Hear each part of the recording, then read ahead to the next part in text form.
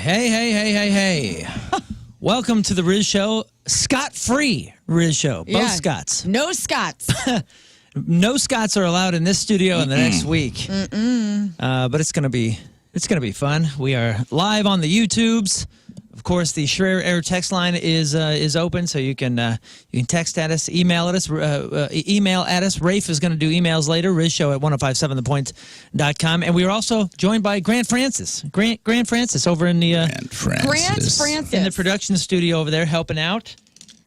We were talking yesterday how Grant has one of those names that you can't just say Grant. Yeah, I can't just say Grant. I got to say Grant Francis. Grant Francis? Do you introduce yourself as Grant Francis? You're on. No, not normally. No, not normally. I'll introduce myself as Grant. Oh, okay. What is your middle name, if you don't mind me asking? Douglas. Grant Douglas Francis. Yeah. You sound like a president, dude. It is very president. Either that or, the people that have three names are usually the assassinators. That's right. Yeah. You are harder to trust with three first names like that. Sarah Jessica Parker. Totally. I've never had that thought before. Yeah, it's difficult. I'm sure your life has been uphill ever since birth. Yeah. Well, thank you for being here, man. Really appreciate you. Yeah, you're the of course. best, Grant. Happy to be here. I'm gonna turn your mic off now. What? Do not talk unless we talk to you. Yeah, we only summon you. No. Do you guys know people that like introduce themselves like super proper, like it's 1880, and they're always like, Yeah. "Hi, I'm Rafe Williams." Grant Francis. Yeah, there's a couple. Usually sales folks. Oh yeah, I guess that's a little bit different. If you're kind of in that world, I've never been in that world. So. Lawyers too. Yeah, but their name is their brand. Yeah. That's kind of different. Guys, I have an announcement to make. Go. I am now in the club of nice furniture. Really? I am a nice furniture owner. We got a new couch. Look at you. What color is the couch? It's like, what do they call it? Camel? Ooh, it's Is like that- a camel. Yes, I love camel. Camel. Like a brown. Yeah, it's like a. It's not dark brown. It's not light brown. It's kind of. It's camel. I guess it's camel. Leather? It is leather. Nice. Leather couch. We got a new couch, and we got a new table. And these are like not hand-me-downs. We have been like hand-me-downing. We're in, my wife's in her 30s, but I'm in my 40s, and we still have main furniture hand-me-downs. Yeah, 'cause we got all these damn kids. Yeah, well, I guess And that was dogs and that was the thing. Dog owner, and we had small kids. So the last couches that we bought were like two small couches that were very, very low end. Yeah. Like cloth, so they hid any dog drool or stains or any of that kind of stuff that was happening on them. We figured there's going to be something. Scissors are going to be, puncturing them, Right. or dog claws or something lots like of that. crying, possibly. Yeah, and now our youngest is in middle school and is a very well-behaved kid. Our dogs are not biters, clawers, or diggers necessarily. And it was like, you know what? We've earned this. We've worked so hard these last I'm couple proud of of years. you. This is a big deal. It is a big deal. Can you describe the couch? Like, is it a sectional? Does it have a little, like, Okay. a chaise lounge? I feel, and you guys tell me how you feel about this and what you have in your house. Okay. I have been wanting a recliner since I was, since my back started hurting. Okay. Which Okay, was Grandpa. probably- yeah. Literally. It was, I think I injured it doing a backflip or something like that. It was like, man, a recliner would be nice. But I've never had one. I also have a wife that says no recliners in this household. What's her deal? She thinks it's like a giving up. It's like an official, like, you're old. We're not hot and- anymore. Yeah, it's over. Like, Once you get a got a point. recliner in the house, we're not hot anymore. and it's funny, when we were going, like, different shopping, furniture stores and everything, she does have a point. Rafe, you're right. She does have a point. When I would look in the recliner and sit in them, it did look like either you're rich and you got a theater. Just lay down, man. Or you're giving up. Yeah. Like if you're at the point where you're almost horizontal, just give up, man. Go to bed. Go lay down. Well, this sofa has recliners in it, but they're hidden. Nice. They're hidden and they're electric, which is probably going to be very problematic for me later. Can you charge your phone in this couch? You can charge it by putting it down on this little thing. That's amazing. We are full. We're there. We are there. We are there. And the greatest thing happened last night. So it got delivered yesterday. We were furnitureless for like 3 or 4 days. So the dogs didn't know what to do. Our living room was bare. We get this thing, and we start using the recliner. And I look over, and Mallory's all, I love this. I'm in. Yeah. I'm in. So we have dual recliners. So next she to gave each up. other. She gave up, dude. I win. I win. Very good. But I'm Till you go home and you're like, oh, same moo-moo, 4th day in a row, huh? right. And she's like, yeah, I don't know, just kind of, it's comfy. Feels right. It does feel right. I feel good. You guys have any like expensive furniture or anything? I had this one friend who did. I mean, he had young kids and everything, but do you guys remember the furniture shop Dolnick's? That was a local place? Yeah, it was over on Page. It was like all high end stuff, things that I could never afford. So I only went in there once and then realized, oh, I got to get out of here. Yeah. But he was like, he made this big deal. We all kind of grew up in this one spot that's, not super rich. And he's like, one day when I can afford a leather couch, I'm buying this red leather couch. It actually became like the Greek Fire. I'm not sure what you Muse? call it, but yeah, it was like kind of a part of our first like photo shoots and everything. Yeah. But it was like a $3,000 couch, this leather couch, and he put it in a room where his kids weren't allowed. Yes. Because it was like he wanted to have this one nice piece of furniture, but then you never sat on it. You couldn't use it. Yeah. You guys have anything like that? I do. So when we moved into our new house in 2022, we got rid of our old furniture, and this is how you know I don't have children or dogs because we have white couches. We're like those idiots. And so I bought white couches because I wanted to brighten up this living room, and then I've always wanted an olive green couch, like a crushed velvet couch, and I got one. It's also it has a bed in it, which is cool. White couches. So brave. So brave indeed. You come to my house, try to eat on those couches, you're going to the floor. Like it's one of those that like Tim and I will eat dinner on the floor, leaning against the couches, regretting our decision. But yeah, they were expensive. I went to joybird.com to get them, and they have really cute furniture on there. Yep. And man, it's just like I wanted a deep couch with like lots of pillows, and that's exactly what I got. I also have a Joybird. Really? Yeah. But like, how do you do? I mean, I got mine second hand, and it was nice because I got a hell of a deal on Facebook Marketplace. It was a older lady, and she's like, my son. She was a little short. She had a Tweety Bird shirt on when we went and picked it up, and she goes, my son bought me this, and because it is a deep couch. It's like a deep sectional, which I love. Like, I'm a big dude. When I lay on a couch, you want to be able to spoon it up if you want or whatever. It needs to be deep. And she was like, my son bought me this because he said I needed a new couch, and I sit on it and watch Price is Right. My feet don't touch the floor. Yeah. Because it was too big for her, so her feet they'd just like hang off the end. Right. So she hated it and didn't want it. And since the son bought it, she probably had no grasp of how pricey it was. Right. What'd you get it for? Oh, dude. $100? Oh, no, it's like a $6,000 couch I got for Jeez. like $500. Wow. Brand new. Holy That is a smokes. deal. Well, so you It was and enough I rented a U-Haul to go get it. I go, hey, we got to go get this before somebody tells this lady what she's sitting on here. oh my goodness, literally. I also didn't know I wasn't in the high-end furniture biz till I went and got the couch, and then I saw it had a Joybird tag, and I go, I think that's like an expensive brand. Well, the funny thing is, both of you guys got furniture that you're supposed to sit on and be comfortable with without trying it. Here's what sucks, though. And this isn't on her. Honest mistake. I got a steam cleaner, like a pet steam cleaner to clean your couches for Christmas. And Tina did not read the tags of the Joybird thing, and then she steam cleaned the couch, and it wasn't like water treated. So all the fabric got like the water stains on it. Oh, no. Like first year we had it. I hate that. I just got couch covers. I got cushion covers. Like, it didn't do any harm other than visibly, but I was like, oh, man. Because it was like, I hate microfiber. Just keep it away from me.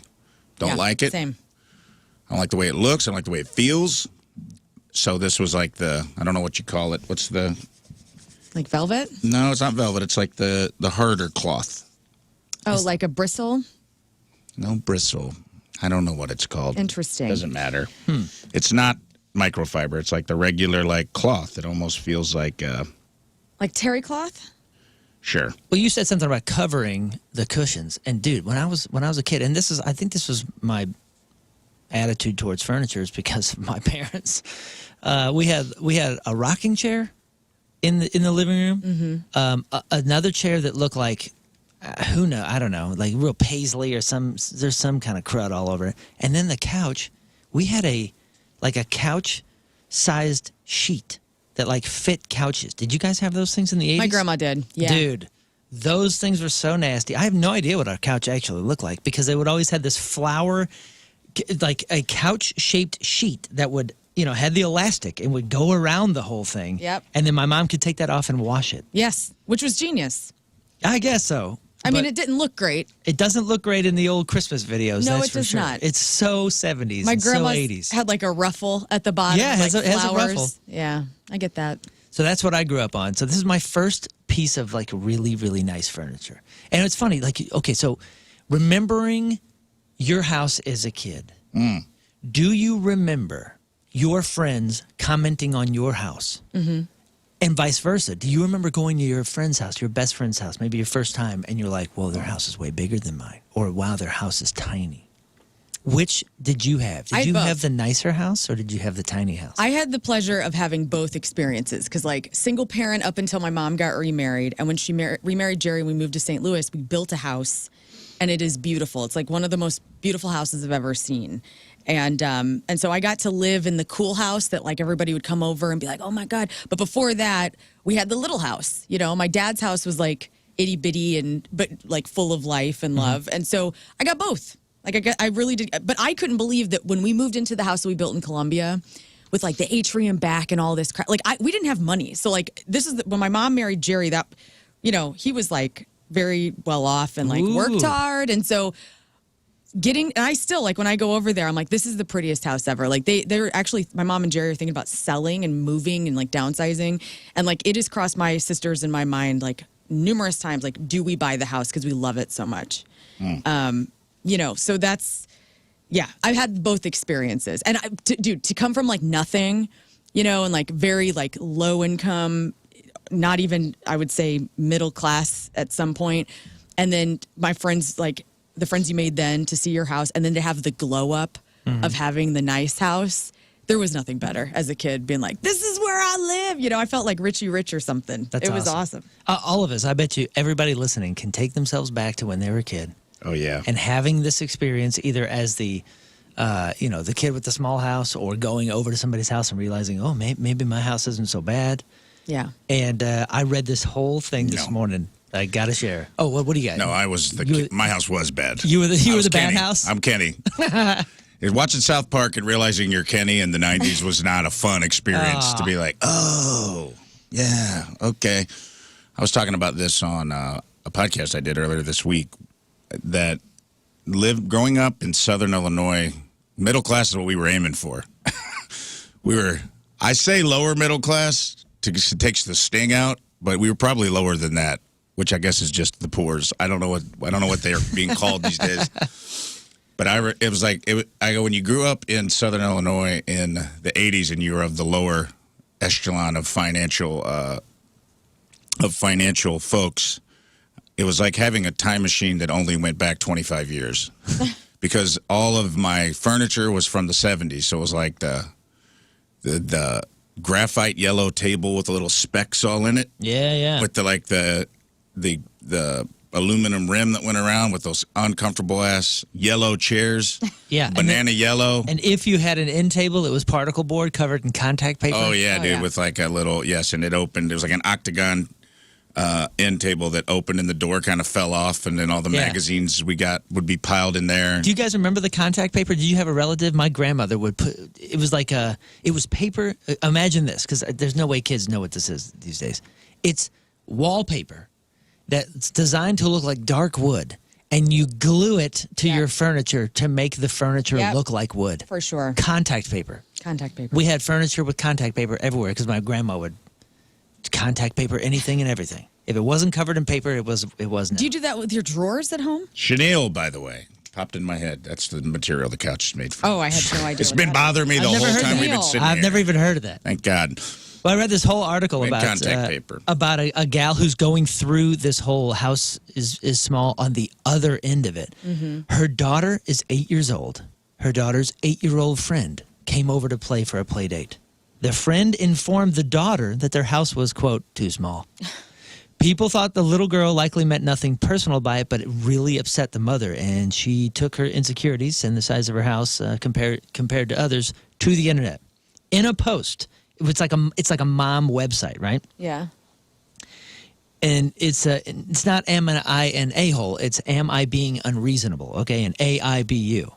The mom asked this: should I be upset from my child's friend insulting my home? My daughter's 8-year-old friend came over to play and kept asking why our house and garden were so small and commenting on it. This is a very sore point, as most of the kids at school have larger houses. It sounds like the comment didn't really bother her daughter at all, which, it never bothered us when we were kids. But the mom just couldn't move past it. Quote, I overheard them talking. I did not get involved in the discussion, but my daughter seemed to brush it off. Am I being unreasonable to be so upset by this, or is it normal? Would you be upset? I mean, it's little kid conversation. But it's still, I mean, I can understand being a little sensitive about Well, it. sure, but how old are the kids again? 8 years old. Yeah, no way. Which is probably right around the time where you're going over to somebody's house for the first time, right? No. If I heard that, I'd be like, it's all good, man. These kids are just having their judgments. Like, they're having their little conversation. It's fine. This is on a mom website. How do you think the moms voted? I mean, 1,556 moms commented. I bet the on moms this. support the mom and be like, you're not being unreasonable, Sally. No, actually, only 32% say that she's not being unreasonable. Okay. And then 68 said that this is a little out of whack. Yeah. Well, I mean, it stings. I remember my friend staying all night with me when I was a kid, and like we had the government cornflakes. And I was getting cereal in the morning after he stayed all night, and I was taking like a spoonful of sugar and putting it on the cornflakes to turn them into white trash frosted flakes. Yeah. And I just remember my friend who was 8 going, Jesus, man, how poor are you? And even at 8, I was like, hey, you know what, man? Why don't you kiss my ass, brother? Savage. Yeah, he went low. He went low on me. Yeah, dude. And when I would go to my friend's house, the parents were, they had like a big new house they built with a great room and a big sectional that the whole family could lay on. And they let us stay up late and watch movies. And I remember, I think it's stuck with me because even when I look at houses now, like this mom, it's in there. It does get in your head because even when I look at houses for me now, that insecurity of a kid still sticks with me where I'm like, I want the house that my friend grew up in because it felt more loving and warm. And it was like open. They had like a great room where like the kitchen, you could be in the kitchen making a meal, watching TV over the end of the couch because it was like one big room, like the dining room. It was like this huge room. So I look at I like open floor plans still to this day. And I think it's some kind of holdover in the back of my brain. 100%. From that. We're all acting like From that, Jesus, man, how poor are you? Yeah, exactly. Would a poor man have 3 rooms in one? It's a big deal, and it does stick with you for sure. I mean, I will come across a house that has. I wasn't an adult though, which he should probably chill. Well, we're just grown-up kids, man. Well, good point. We all have our inner child. I'll see floor plans and be reminded of friends' houses that were so shockingly different than mine. Yeah. Because I grew up on a split level, so like it was an okay amount of space. And to my best friend, I had the bigger house, but his house was laid out way cooler. You could use more of this actual space. He had a basement with like video games down there and all this cool stuff. Right. But man, we were the group of friends that every single time it was like, yo, what are we gonna do after we play football? Where are we going? And we all wanted to go to this one kid's house. Why? Because 3 or 4 of us, we were in households that didn't get toys. Yeah. We weren't like toy-filled households, and this kid had everything. Yeah. That was the best. So much that he didn't want to play with any of it. He just got anything he wanted. So all of us would always go, yeah, we want to go to that Kevin's house so we could play with all of his stuff. And he always wanted to go to somebody else's house because he was bored with his stuff. Yeah, I would hang out with the worst human being on earth if they had the aircraft carrier, G.I. Joe aircraft carrier, the SS Flag. Dude, that kid could have been straight up Macaulay Culkin from The Good Brother, and I would have found a way to befriend that person. The Good Son? Or The Good Son. Sorry about that. The Good Brother. Whatever. Brother Bear. Brother Bear. Look it up. I would have hung out just to play with that. And one kid had it, and it was in the attic of his dad's garage, and it was so cool. Yeah, I had one friend that had a mini bike, bike, who was not allowed. He was not Me allowed. too, same friend. Dude, he would come over. I mean, you would go over to his house, and he would ride his mini bike around this giant yard that he had, but none of us were allowed to do it. So we would all. It was like a Charlie Brown cartoon or something. All of us are just standing there watching somebody do something. That was the worst. It as a was kid. the worst. Where you man. couldn't touch something or like play with something, but they were the only ones. And you're like, oh man. Yeah, like oh cool. My friend had a Thing. go-kart, which at least had a passenger seat. Oh, that's cool. Wow. So we would take that. Same friend. I would also make friends with the divorced kid. Because that was that's the early divorced dads before they got good at it. So in the you early could, 90s. So you could pull the divorce kid move and be like, oh, this is what you want. I'm like, Ask me hey, for what this. weekend are you at your dad's? Because that's the weekend I want to sleep over. Because dad was too busy trying to bang somebody at the VFW. He was gone all weekend, and it was just a Peter Pan's labyrinth of unlocked gun cabinets, Wow. Domino's Pizza, Mountain not Dew. wrong. Like, he didn't have anything. Like, the divorced dad of the 90s wasn't ready to co-parent. You know what I mean? Like, Right. to men's credit, you've done good. We've done good as an organization. We've grown into being divorced people and having a good environment for our children. But in the 90s, and maybe it was just the area I grew up in, but dads just weren't crushing it yet. It was like they barely were holding it together. You know, I remember going to my buddy's house and he bought us like 4 Domino's pizzas, 2 things of Mountain Dew, and he's like, all right, I'll be back tomorrow. I'm staying at Linda's. And we had to cut the pizza with scissors because he didn't have a pizza cutter. We just got like a pair of like shears and just cut the pizza. Or it was cooked some Tombstone pizza or something. Maybe it wasn't Domino's. But whatever it was, we were cutting the pizza with like scissors, I remember, and being like, you know, it was just like lazily hidden pornos. Yeah. Mountain Dew everywhere. We went out and shot a .22 pistol, shooting My at goodness. bottles. No one was home. It wasn't good, but man, it was awesome. Yeah, that's pretty amazing. Well, Rafe, you're a renter, and you just mentioned that you've been, kind of house shopping and Here and looking there. around. What are the things, if you had to pick, like maybe the top 3 things that you're looking for? I have a recent survey of 2,000 adults, and they shed light on the must-have features prospective homebuyers are seeking in a modern residence. What are the top 3 things you're looking for? Because I have the poll here. Good question. Probably open floor plan, like you said earlier. Open floor plan, preferably. I like mid-century modern. I like American Gothic houses. I have certain types of homes that I like better than others. You're going pretty specific. Give me more like general things. Like a ranch? 2 style? bathrooms. Okay. Second bathroom that's not in the basement where I'm like, no one's... Wanting Just to because you use that. threw a bathroom down in your unfinished basement, no one's going down there to poop unless it's an emergency. I want a real second bathroom. I would say a porch That's not bad. A deck? and a porch or deck. And let's see, what would be a third item I think people will be looking for that I am also walk-in closets. The top things people are looking for right now. This is number 1, a quiet neighborhood. Oh. Oh, Number 2 is ample natural light in the house. Yes. yeah. Big time. That's part of the design, though. The mid-century mod or the great room with a lot of windows. That's Right. So I was knocking on the door of that. This is across the U.S., so I think most people here think this is standard. But number 3 on this top priority list is a driveway. Yeah, parking. I can see that, especially in St. Louis. Yeah, downtown. I mean, I want a motorcycle bad, but I can't have it. I can't get one until I got a garage. I live in South City. That thing would be stolen or knocked over so fast. number 4 is a garage. I can see that. Number 5 is secure fencing. Yeah. Yeah. That's the first thing I do when I get to my new house is build a fence. And number 6 is something that I still don't have, and that's reliable mobile coverage. If you're not on my Wi-Fi, you ain't getting no phone calls. Oh, yeah, dude. If I am on my phone talking to anybody and I walk through my foyer, it's a dead over. zone. Yeah. Like everybody, like they'll be like, I turn into a robot. It sounds like the middle Yeah, of my house, I you sound do. like a robot. That's true. Yeah. I've experienced this. The next thing on the list is a dedicated home office space, which I think is like shot to Honestly, the top. dude, that is top of my list, too, because a second bedroom that I can make an office / guest room. Because you and Tina have your office like in the dining room, right?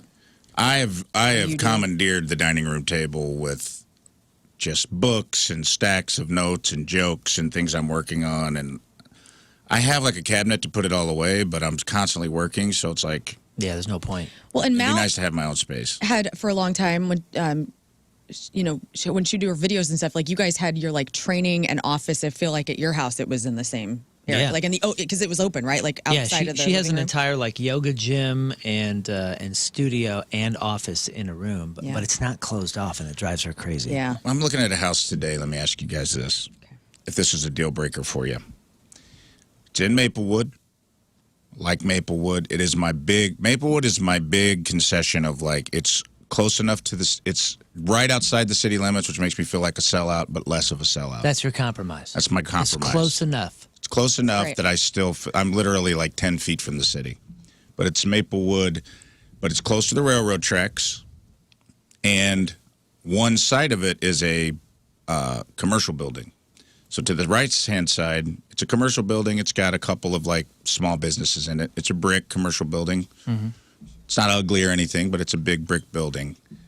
And I think that's the reason, because it's got a pretty good price point on it. And I'm like, I think those are the reasons, is that it's kind of, it's got a commercial building to the right. Now, the whole brick side of the building, they've put vines and flowers up. It looks great. Yeah. It's cool. You can make some positives. So off your back deck, there's like just a wall of flowers. On one side, but it's all open on the other side. And then the train tracks are probably a block away.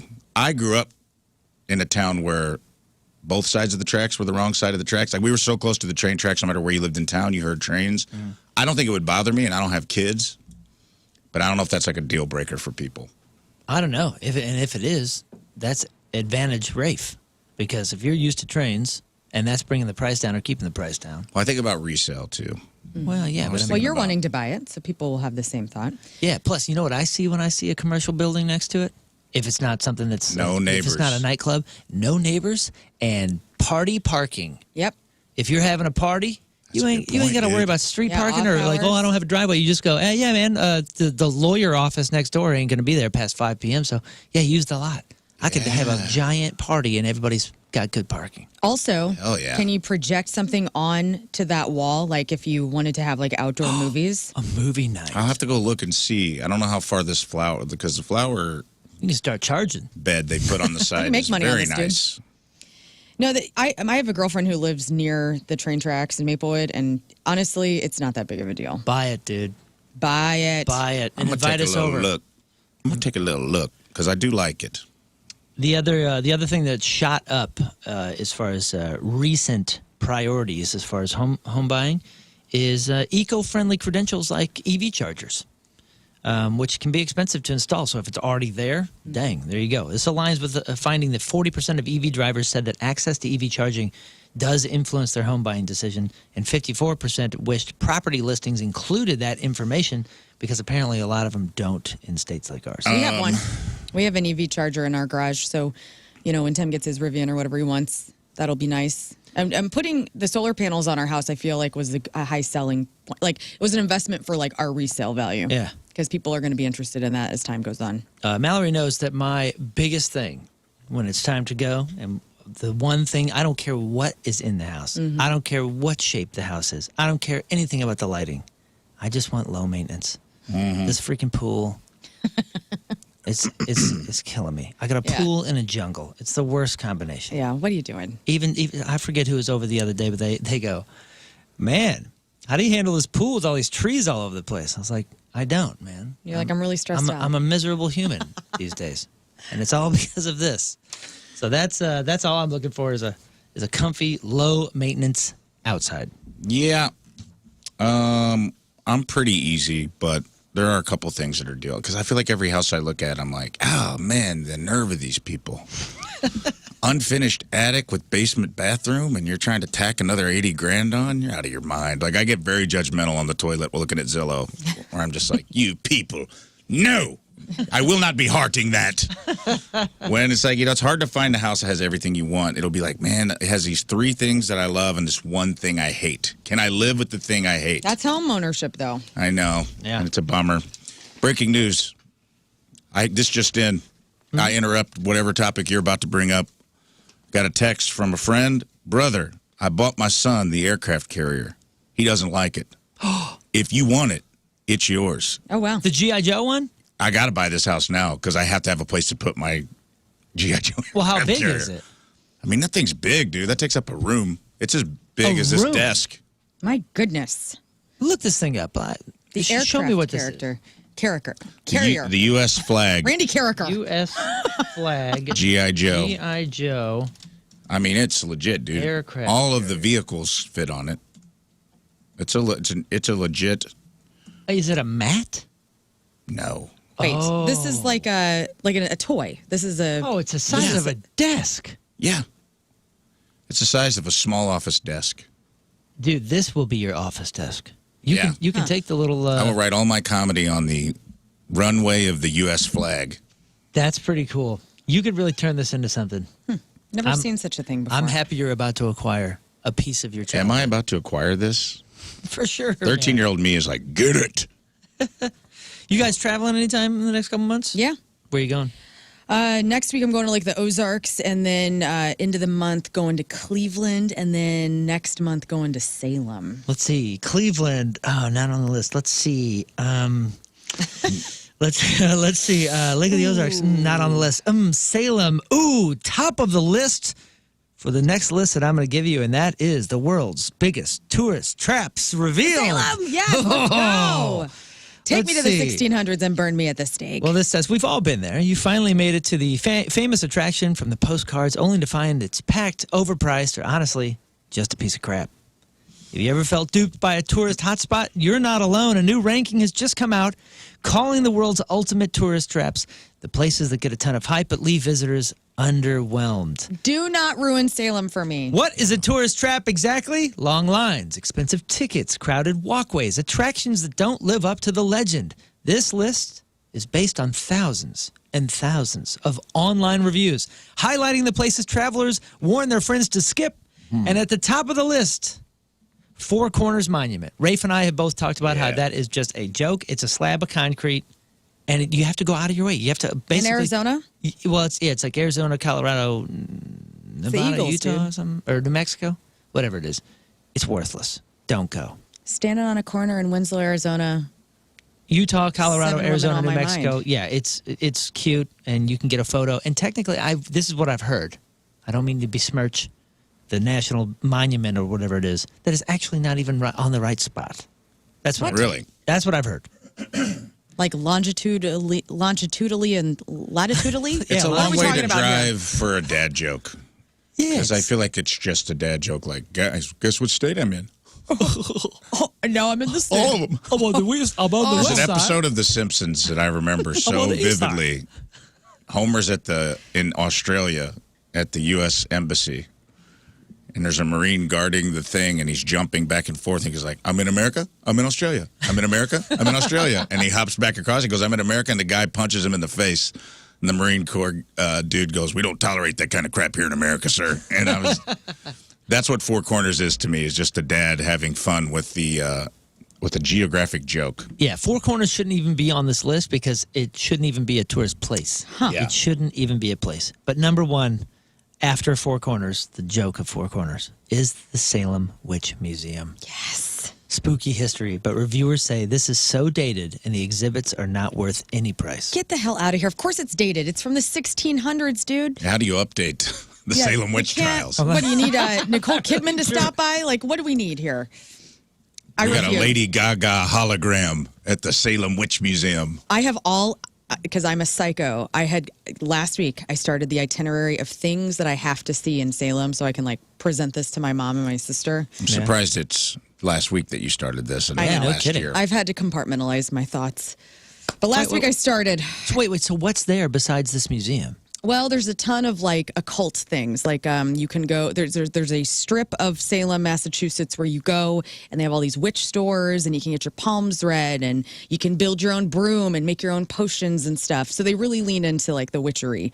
But there's just other things, like there's the Bewitched statue of Samantha from the show Bewitched, and you can do tours and you know, they have people that actually are Wiccans that will give you like the witch's perspective of the history. You can go to the graveyards of like Sarah Good and all of these women that were hanged because of, you know, being witches. I don't know, man. I will be going to that witch museum. I'll let you know if Honest it's a review. tourist trap. Is an I will. honest review coming? I will. But I am so excited and I need to get my hype down because I probably will be disappointed if I'm too hyped up. But just going through like their city website for Salem was really fun, and I can't wait. Well, I know Rizz was excited. He is. If you didn't hear, Rizz is not going to be here the rest of the week. He is down at Radio Boot Camp, Morning Show Boot Camp in Austin, Texas. His first time to Austin. Battle of the Bits. Auga. Yeah, the only thing that we've suggested to him is Terry Black's, because Rafe says it really is the best barbecue on the planet. And when he heard that there was a wait, he was like, I don't have time for that. Yeah. He's not. I bet. Can we do a bet on the show right now? Oh, whether he's going to go? Yeah. I'm going to say he will not better go. Well, how far is it outside of where he's going? Is it over? If it's over 10 minutes, he's not going. There's a couple of them. I mean, he's staying down on Congress, right? Like 6th Street. I'm assuming he's down there. It's a little bit of a, it's probably like 10, 15. Ooh. I'll take the no. I'll take the he doesn't go. He'll go. You think so? I'm going to say he's not going. He's going to figure out, they're going to go, there's going to be a line, and he's going to go, I don't need to do I that. hyped the sides up so much, I don't think he can resist. He's a side man. He is a side man. Okay. Well, so you say yes, we say no. He owes it to the city of St. Louis to go and see what the comp is, because it's pretty stiff competition. Yeah, we'll see. Number 3 on this tourist trap list is the Blue Lagoon in Iceland. I've never even seen this, but it says all over Instagram, looks super dreamy, but people complain about high prices and big crowds. Then there's Checkpoint Charlie in Berlin. It's a slice of Cold War history that's now mostly souvenir shops and photo ops. And then the Hollywood Walk of Fame. Everybody wants a star-studded sidewalk selfie, but it's crowded, dirty, surrounded by touristy shops, and there's nothing really there. Yeah, it's nasty. The Little Mermaid statue in Copenhagen. The worst thing in the world before you go to the Copenhagen thing is when you book, because you want to go to the Walk of Fame in Hollywood, and you book a hotel nearby, and you realize after you go down there for like 3 hours and you've seen all the stars, that it is literally in a cesspool part of town. Yeah, this is a And sidewalk. now you're staying there for a week in L.A. Yeah, it's a sidewalk, and all you're doing disgusting. is walking on a sidewalk by a bunch of closed shops, a couple, not even strip clubs, just Scientology like dirty, building. Yeah, like People just cleaning the outside of it with toothbrushes and blue shirts. Yeah, the next one is Leaning Tower of Pisa in Italy. The tower is iconic, but the area is just filled with souvenir stands and a bunch of hustlers. Niagara Falls. The falls are stunning, but the surrounding attractions are often pricey and a bit kitschy. And if you're going to see it, you're supposed to see it from the Canada side. The Hollywood sign. You can't actually get that close, and the best photo ops are always crowded, so just get one from a distance. A few more to watch out for. Obviously, Times Square in New York. We're always talking about that. Stonehenge in the UK. Lots of bad reviews. Moulin Rouge in Paris. And Fisherman's Wharf in San Francisco has been called out for being more hype than substance. I've been there. That's all right. Yeah, we stayed there and did a little bit of stuff, had a nice dinner. That's pretty much it. The 5 most expensive tourist traps worldwide, and I think this is why I'm not interested. I'm not a huge Elvis guy. Like, I get it, I respect it, I like it. But Graceland, Yeah. they say the total cost of Graceland can be about $17,000. 206 reviews calling it the worst tourist trap, and the entry fee is $84 a piece just right off the bat. So, undeniably historic, but visitors complain about extremely long waits, high prices, poor organization, the hotel gouging all around there as well. The next one would be Grand Canyon Skywalk. They say that's What? Yeah. That's They fly you into that. It's on an Indian reservation. And it's a see-through walkaway, right? Yeah. That's They'll crazy. fly you from Vegas on a helicopter. It's like a business that this, I want to say Navajo, could be wrong, and if I am, I apologize. They will come pick you up, fly you in. It's on the reservation side, and then you like walk out on the skywalk, have lunch. They'll fly you through the canyons and fly you back to Vegas same day. Last year, global tourism actually kind of roared back, and the majority of people are heading to France. France had over 100 million international tourists last year, followed by Spain and then the U.S. I'm such a weird person. I don't have any interest in going to France. It's pretty sick, dude. Me neither. My daughter just got back. Really? I know, and I wish I did. Like, I watched, like, Sex and the City when Carrie finally moves with a Russian to France, and I'm like, and Paris is, like, the city of love and all this stuff, and I'm going, like, I just have zero interest in going to France, and I don't know why. I don't know what my problem is. Like, I would love to eat croissant, you know? Yeah, But that's the bread? Am I going for the bread? Well, the food is awesome. It really is, especially if you came from England, because the England food is not great. Right. But the food is great. We did the Eiffel Tower just a couple months ago. That was awesome. You got Notre Dame. I mean, you know. The catacombs? Famous, yeah, famously historical city. I'm sure it would be interested cool, in but that. I am of the same ilk for some reason. It's low What's on our my list. problem? It's not even in my top 5 European. Yeah. My daughter loved it, but she actually loves Switzerland even more. I would do Switzerland. I would do Amsterdam. I would do Italy? London. I would do Italy.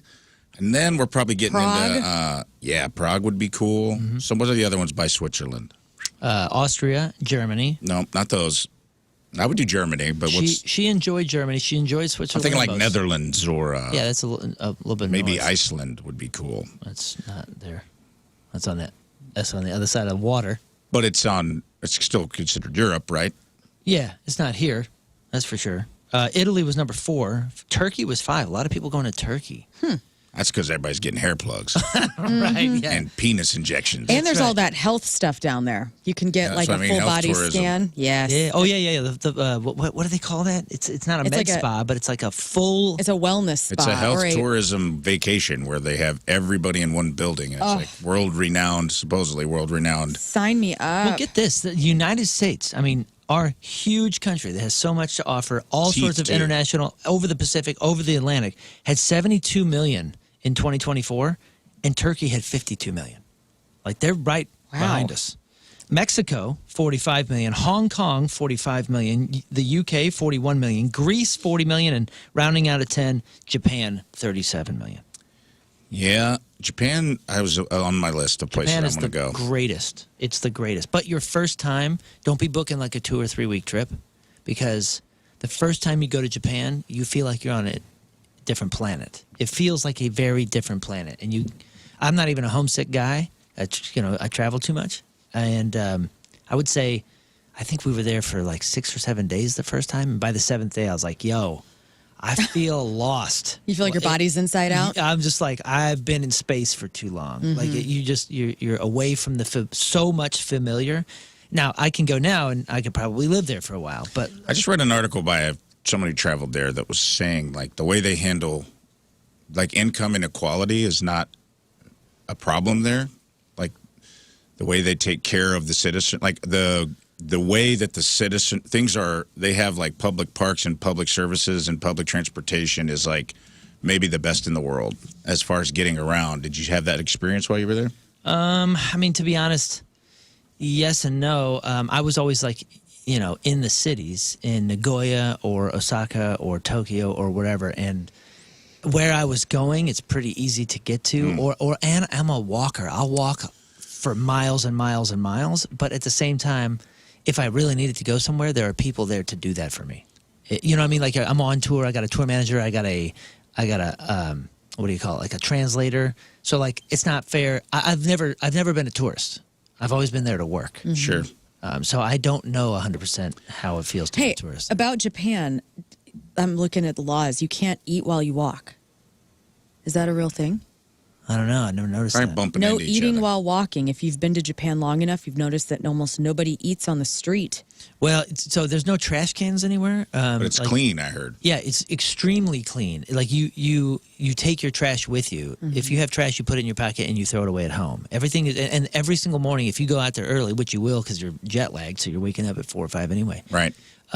They're all cleaning the streets out in front of their shops. Like they take care of the actual public street in front of their shop to make sure. That was the whole kind of what city I looks was nice. reading. Was It's that, amazing. It was a critique on the United States a little bit about just the way the citizens, like how clean it was without trash cans, the way the public kind of takes responsibility for public spaces. Yeah. And it was just interesting. I'd like to go see it for myself. It's truly spectacular. Yeah. And Yeah. and they bow to you at McDonald's. Like it's like there's respect and there's certain things. Now it has its trouble, believe me. There's a lot of Is there trouble a behind gong the at the scenes. end of ba-da-bum-bum-bum? I wish.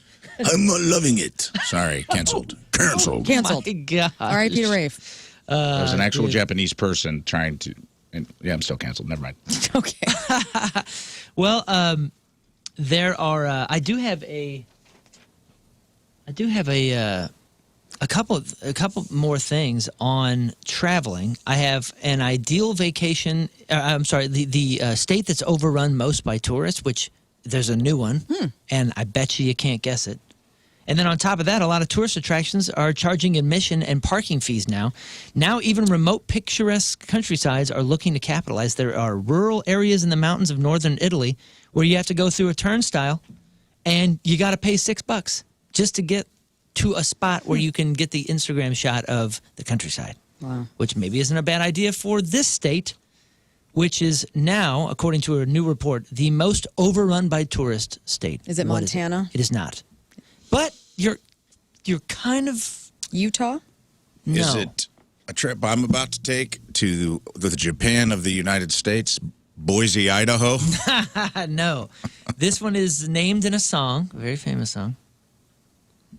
The highest visitor to local ratio at 42.4 to 1 is West Virginia. West Virginia. West Virginia has the most tourism traffic above the people who actually live there. North Dakota is second, followed by Delaware, then Rhode Island, Vermont, Ohio, Tennessee, New Mexico, Idaho, and Wisconsin. Idaho. Look at that. Yeah. Missouri is at a 6.8 to 1. Illinois is at an 8.9 to 1. Is Idaho because doesn't Yellowstone go into Idaho? Isn't there an entrance? Or is that Yosemite? I don't know. There's a national park that has one side in Idaho. I bet that's why. Idaho's pretty sparse. And the Yeah. people that are up there don't want anybody up there. No. Potato country. Yeah. I'm going twice this year. That's Just the wild. that's the Why are you South. going up there for a tour? You going to Boise? You going to Coeur d'Alene or have- someplace awesome? Boise for a show in October, and then I'm going back in like November for another show in Washington, but I got to fly into Idaho Yeah, they're right next to each other. Boise's like, to do some. It's right on the border of Idaho and Washington. Yeah, about like Spokane. I'm going to be Idaho. I'm going to be potatoed out. Texas has the lowest visitor to local ratio at 2 to 1. Arizona's the next. Then Alaska, North Carolina, Utah, Virginia, South Carolina, Alabama, sir, Oklahoma, and Florida. But yeah, Idaho's not so. Where's not so Eureka bad, but Springs, Arkansas on there? Because I'm going there in It September. ain't, That's it a good ain't spot. Japan. I have a couple pieces of audio we can kind of blast through. You ever been Okay. there? Where's Eureka that? Springs? Eureka Springs? I think you would like it. You been there? Where's that? I don't think so. It's a very witchy town in Arkansas. It's like a very it's cool, man. They got a lot of cool shops. It doesn't feel like you're in Arkansas. It's a very hippy dippy town, kind of like Austin. The way Austin is in the middle of Texas, and you're like, this feels like a different vibe than the rest of Texas. That's how Eureka Springs is. Near Beaver Lake. I don't think I've really done And, much in Arkansas other than Little Rock. It's cool because I know you'll have fun in Salem because I know that you will immerse yourself. Yeah, I Whether may they not say come it's a back. ripoff or not, I know that there's an itinerary that'll be better than anyone's itinerary ever in Salem, Massachusetts when you go there. And you love that stuff. I do. And I've never been to Boston, so I'm really excited to hang out in Boston. You guys for a will day. have fun. Yeah. Yeah, That's how Eureka Springs is. It feels like if I got to go, because we're doing a trip with in-laws, I'm like, this is a cool little town where everybody they got cool little shops, cobblestone streets, and you can walk around, and they sell like a lot of Wiccan jewelry shops and things like that. There's a lot of palm readers and Really, in Arkansas? yeah, in Arkansas. It's real weird, man. It feels like it doesn't feel like the rest of the state. It's a cool little town. I feel like Arkansas, every time you drive about an hour and a half out of whatever city, the whole thing changes. Little Rock's super different than Fayetteville. Fayetteville's a little super Yeah. different than Diamond Crater State Park. That whole area is an interesting place. I got some audio here, though, and a lot of it starts in the airport, and I wanted to get through this because Rizz was talking yesterday. He was stressed out about where to park. He was going out of Terminal 2, and he was asking us where he should park. And this gal, who was in L.A., was left with an $8,000 parking bill after visiting a local hospital. She was there for 45 minutes, and her receipt from the parking machine claimed that her car was parked there for 3 years. Oh. Here's Kate Daniels talking about the massive bill after coming out of this thing. Let's see. Paying your rent or mortgage, paying for medications. The ticket had indicated I was there since July 3rd, 2022. I said, well, who can I speak with? And he refused to give me a name of anyone I could speak with. I'm going to speak up. That's not okay. 2 different people have said things like this happen in that lot. Makes me think I'm not the only one that this has happened to. Bummer, but not as bad as this bummer.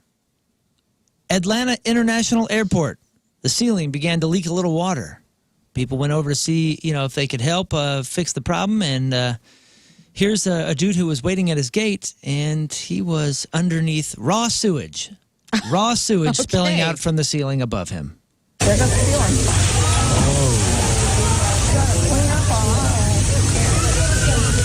So our airport is not that bad, at least. Let's see. A small batch ice cream company based in New York has released a limited number of pints of breast milk flavored ice cream. Go on. Here is a TikToker talking about what he thought of this. So what we're going to do right now is, why don't we try some breast milk? I do want to try it with gold, because why wouldn't we? All right, there we go. I mean, quite honestly, I think it tastes like pralines and cream. It tastes like pralines and cream ice cream, I have to say. I mean, if this is what breast milk tastes like, I know why babies are so into it. There you go right there. Breast milk ice cream right here in Dumbo, just like your mom used to make. And I got to say, this might be the best breast milk ice cream I've ever had. That guy makes me want to jump out of a window. How'd they get the scientists from The Simpsons to do this? Exactly. Flyman, Flavin, Flugen. Wow. This is the best breast milk I've ever had. The guy came It's right like a out knockoff of... Sklar brother. He No really is thanks. that guy. Oh, poor Sklars. I love those guys, but that's where my brain went. I have some good news, a little audio from some good news. A Wisconsin restaurant owner named Chad Trainer is in the news after a bunch of teenagers actually stepped up to keep him in business. This guy owns a place called Urban Olive and Vine, and he only hires teenagers to try to help him, get their first job. He has about 30 of them on staff. And he says that he likes them because they soak up information and they want to do well. Last September, this is sad, his wife Carol had a grand mal seizure and was in the hospital for 8 months. Sadly, she did not make it out. She passed away in May. While all that was going on, Chad thought that he might have to close down the business.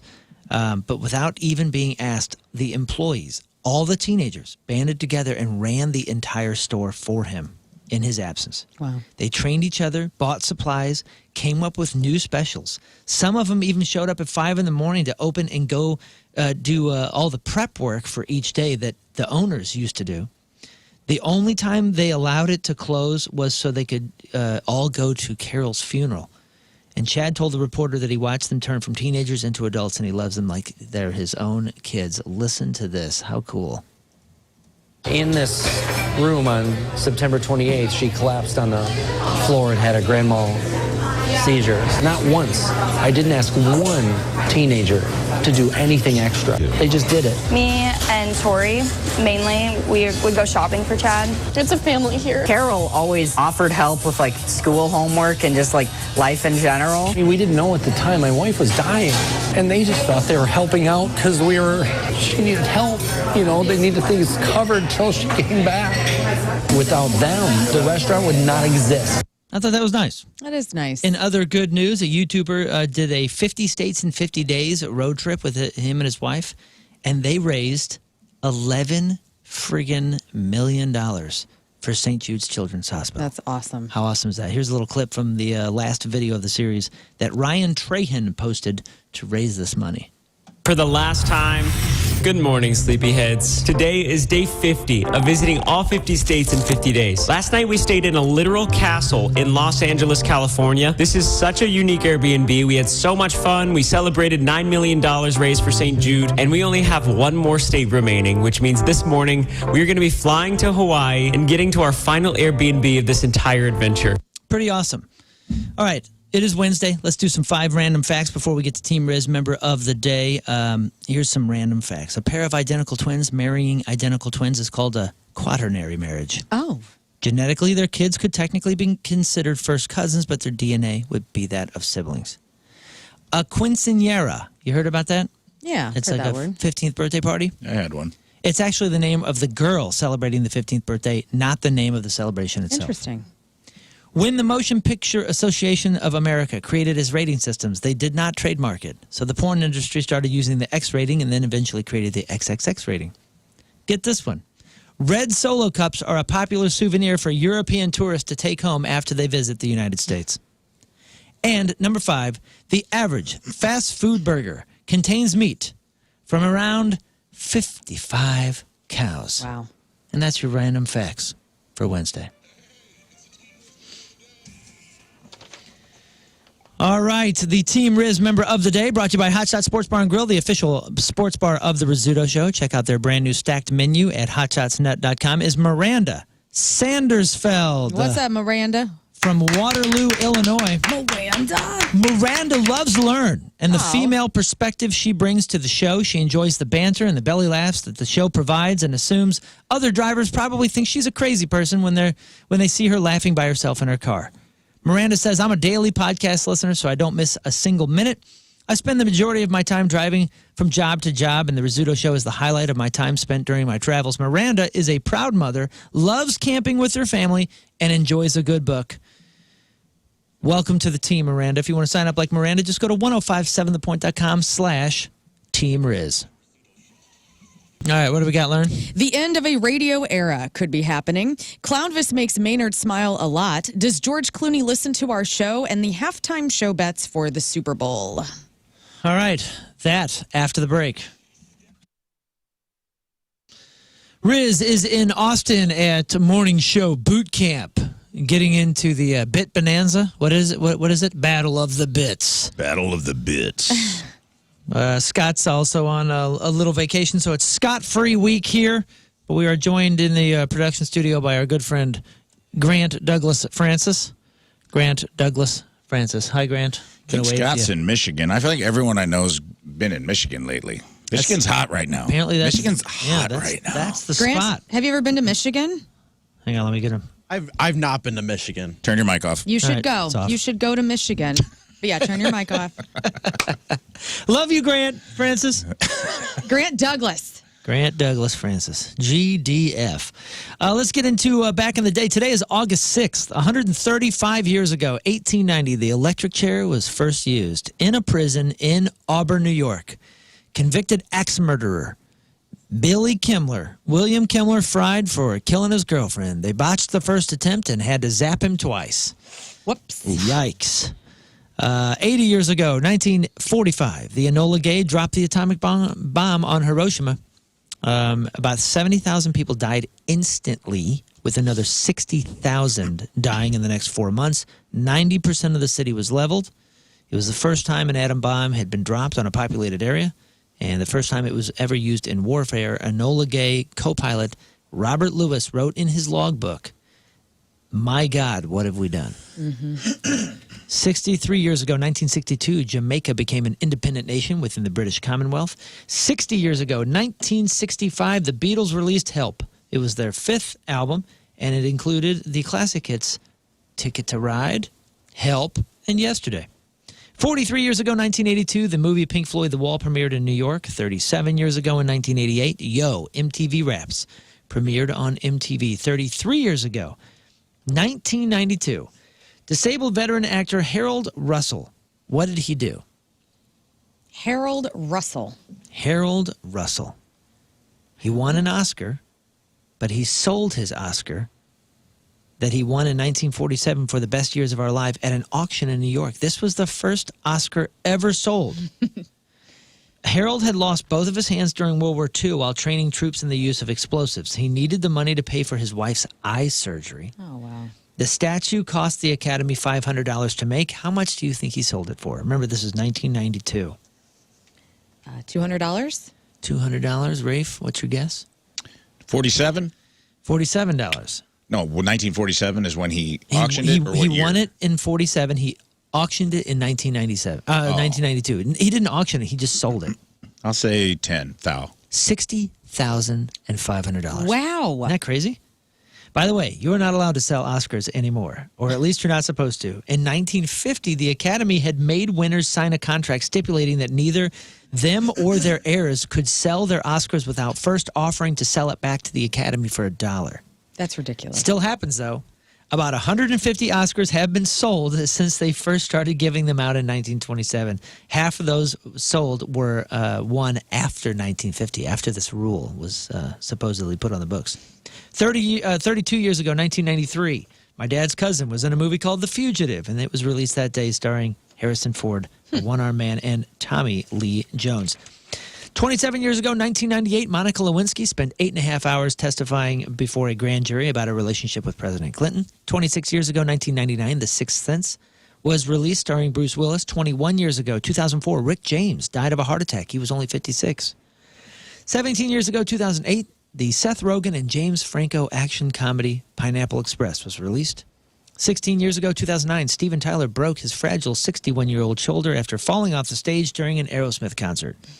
13 years ago, 2012, NASA landed the Curiosity rover on Mars. 10 years ago, 2015, Jon Stewart hosted the final episode of The Daily Show and closed the show with Bruce Springsteen playing him off. And 10 years ago in 2015, Hamilton opened on Broadway. And that is what happened back in the day on August 6th. Learn. Tell us all about celebrities today. Well, it's brought to you by Mentality. Their patients experience a 30% increase in testosterone levels. So reclaim your health today, guys, at mentalityhealth.com/radio. Well, I woke up to this news, and it's kind of a sad day, guys, especially for those of us who've worked in radio. So after nearly 2 decades on SiriusXM, the Howard Stern Show is reportedly set to end later this year as Stern's $100 million per year contract expires and renewal negotiations have been faltering. So sources are, telling The Sun, so this is all speculation at this point. There's nothing actually true yet. But insiders suggest that SiriusXM is unwilling to match Howard Stern's salary demands and is shifting its focus towards younger talent and podcast formats like Smartless and I believe Call Her Daddy. All of these podcasts have gotten picked up exclusively in some regard to the SiriusXM platform with their own channels. And when that started happening, I started thinking like, ooh, this is not good for Howard because he's always been kind of against podcasting. He doesn't really see the weight of podcasts in 2025, or at least I had a SiriusXM subscription for many years. I gave it up last year finally. Oh, last year? Wow, you were a holdout. Well, I was because it was so easy to haggle with SiriusXM. Like if you said you were going to cancel, you get it for like $2. They go, oh, you know what? We'll pay you. Yeah, if you're paying full price for that stuff, you are an idiot. They are holding on to people so much for the premium level with Howard that you could usually negotiate a better plan, which is great, which is one of the best parts of their customer service. So wait, so has he said things? I haven't listened to Howard in a couple of years, but has he said things against podcasting? Yeah. Is there a reason? Well, yeah, is it's it direct lack of competition. I would say it's direct competition with what he's doing on SiriusXM because I remember when I was going to school, Illinois State for radio, and Howard had just picked up his deal with SiriusXM. He was leaving terrestrial radio to go to satellite. We studied that a lot in class because a lot of people were saying, satellite's never going to go anywhere. Right. Everybody's going to want terrestrial radio because it's free, which for the most part has been true. You don't see a lot of people paying for subscription service to SiriusXM. Lots of people do still listen to free terrestrial radio.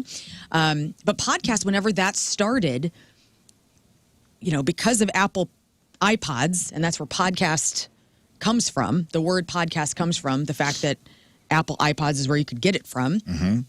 When that began, people are like, this isn't going to go anywhere. And then now look at how huge podcasting is in this time. And it is up against SiriusXM directly, I would say, because it is free and it's unedited and you can say the F word on podcasts and it's so vast and niche at the same time. Well, I know that he was doing not only his live show however many days a week, but there was also like 2 or 3 other channels that would play the replays, right? Yeah, so there was Howard 100, which still is the live feed where I believe he's only working 3 days a week and then he takes these month-long vacations. And that sucks. For me as a fan of Howard Stern, I love his interviews. I've never really loved the bits that he does with his cast as much. I always love the interviews. And so that's the reason that I was subscribing to SiriusXM for those interviews because they are so great. And you can, on their app, you can go back and re-listen to the archive of his interviews, which was excellent. But now he's only working like 2 or 3 days a week, which he deserves. He's been working for a long time. But as a person who is subscribing to that, you're only getting live shows minimally. The replay on Howard 101 is fine, but it's a lot of like his sidecast characters who I personally, unless it was Robin, and I don't really have interest in a lot of the people. You didn't like the Whack Pack? Never liked the Whack Pack. I did. So, I worry about Beetlejuice. What's he going to do? Yeah, no kidding. Isn't he dead? No, what? I guess my worries are unfounded. I think Beetlejuice passed away. For real? Hang on, let me double check. Don't say it again. They said it twice. He's gonna reappear. You say it again, he's gonna be here. I don't know, man. You said that they're not going to re-up his contract. Right. They don't have that kind I'm of money. sorry. Beetlejuice is the lie. Oh, my gosh. My apologies. How dare you? Well, I know. now I take I'm it really back. I take it concerned. Now I'm double worried about him because we mentioned him dead on this show. I'm subscribing again. Goodness. So a source says Sirius and Stern are never going to meet on the money that he is going to want, and it's no longer worth the investment on the company's side. That's what a source is saying.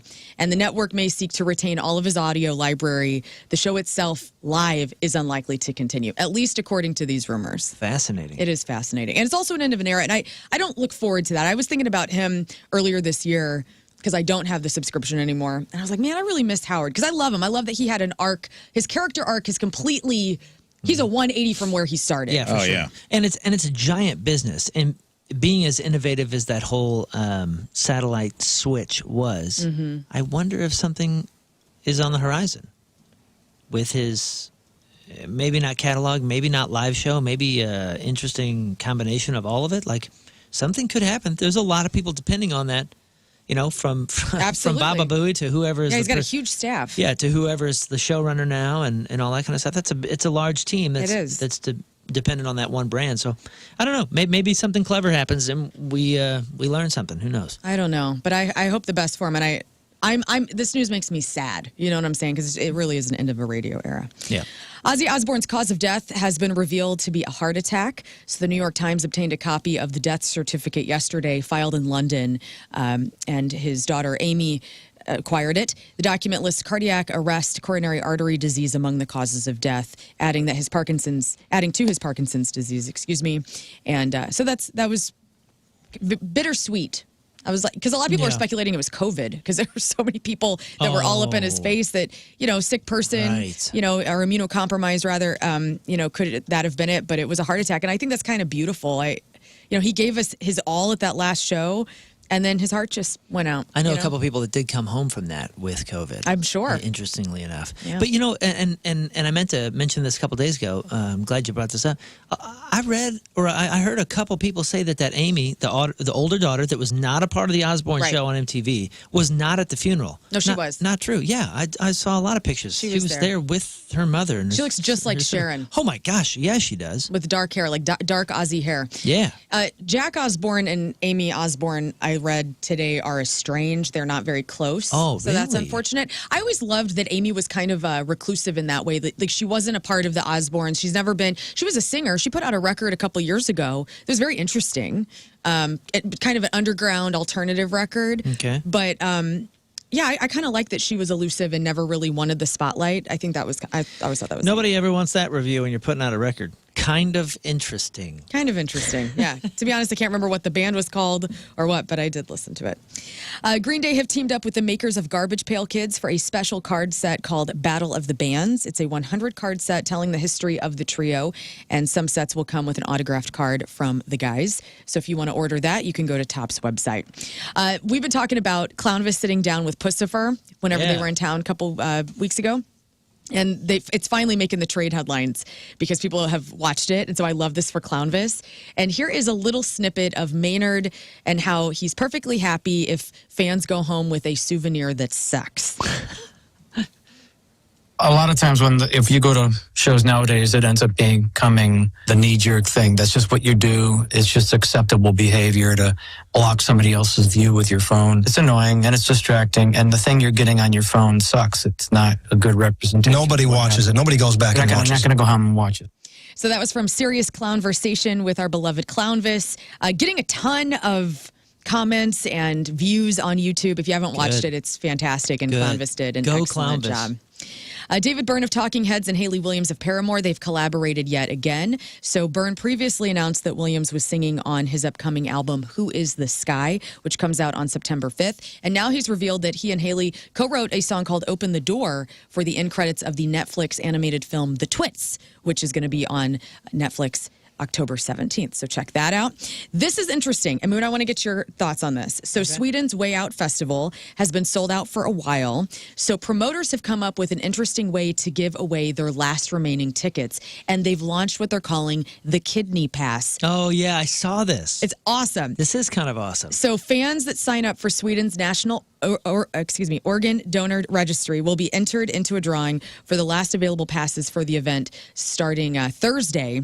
And the festival manager says, we know people would do almost anything to go to Way Out Fest. This time you can actually do some good. It's the most meaningful festival ticket you'll ever get. Yes, this is weird. So imagine this. Like, it's kind of weird if you think about you're trading your kidney, all right, for example, for a $65 ticket. So you're basically putting a $65 value on your kidney. But at the same time, you'd be donating it otherwise. So at least you're getting something. Now you're being asked to do something great, which is, donate organs. Mm-hmm. And at the same time, you get a consolation prize. You get to see Chapel Roan and Iggy Pop and Charlie XCX. Yeah, it's a giant festival. Pet Shop Boys. It is. I think that's actually very, very cool. I think it's really cool. Because otherwise, I mean, if you were doing the good thing anyway, you would be doing it for free. Yeah. Which is... This is just a bonus. You'd be doing it for karma points. Yeah. And now you get a ticket. Now you're going to the festival. I think that's wonderful. I love it. The Kidney Pass. We should do that. We should do that here. Yes. Right? Like do a donor pass. Yeah. Do it for like a meet and greet or something. But how do you prevent somebody from doing this multiple times? What do you mean? Like how do you, signing up? Yeah. How do you prove? You know what I'm saying? Like, can I go to Lollapalooza and be like, "Yo, I'm going to donate my kidneys. Mm-hmm. Give me the ticket," and then I want to go to Coachella and I pull it there too, and then I pull it here, and then I pull it there. How does that? I don't even know how this works. You just keep pulling out organs. Well, you're not donating the kidney, right? You just have signing to up prove that you're a donor on your card. Yeah, like you're your just signing up. I would think they keep a record donor. of like what year you became an organ donor. It'll probably have to be like you have to prove that you went and got a new license or something. Right. Because every time you do get a license, you re-sign up for the organ. I'm having a stutter today. I apologize. Organ donor registry here. You do? Yeah. Like you don't.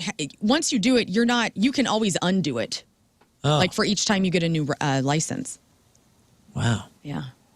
Okay. Yeah. Donate your organs. Travis Barker is giving fans the ick. He was liking sexy photos posted by his son's 20-year-old girlfriend.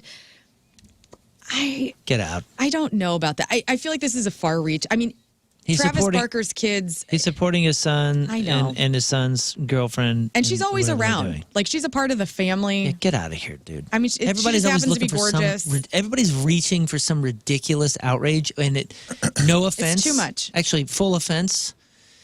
When they talk about when somebody's obsessively preaching about one thing, sometimes there's a chance that that's what they're into.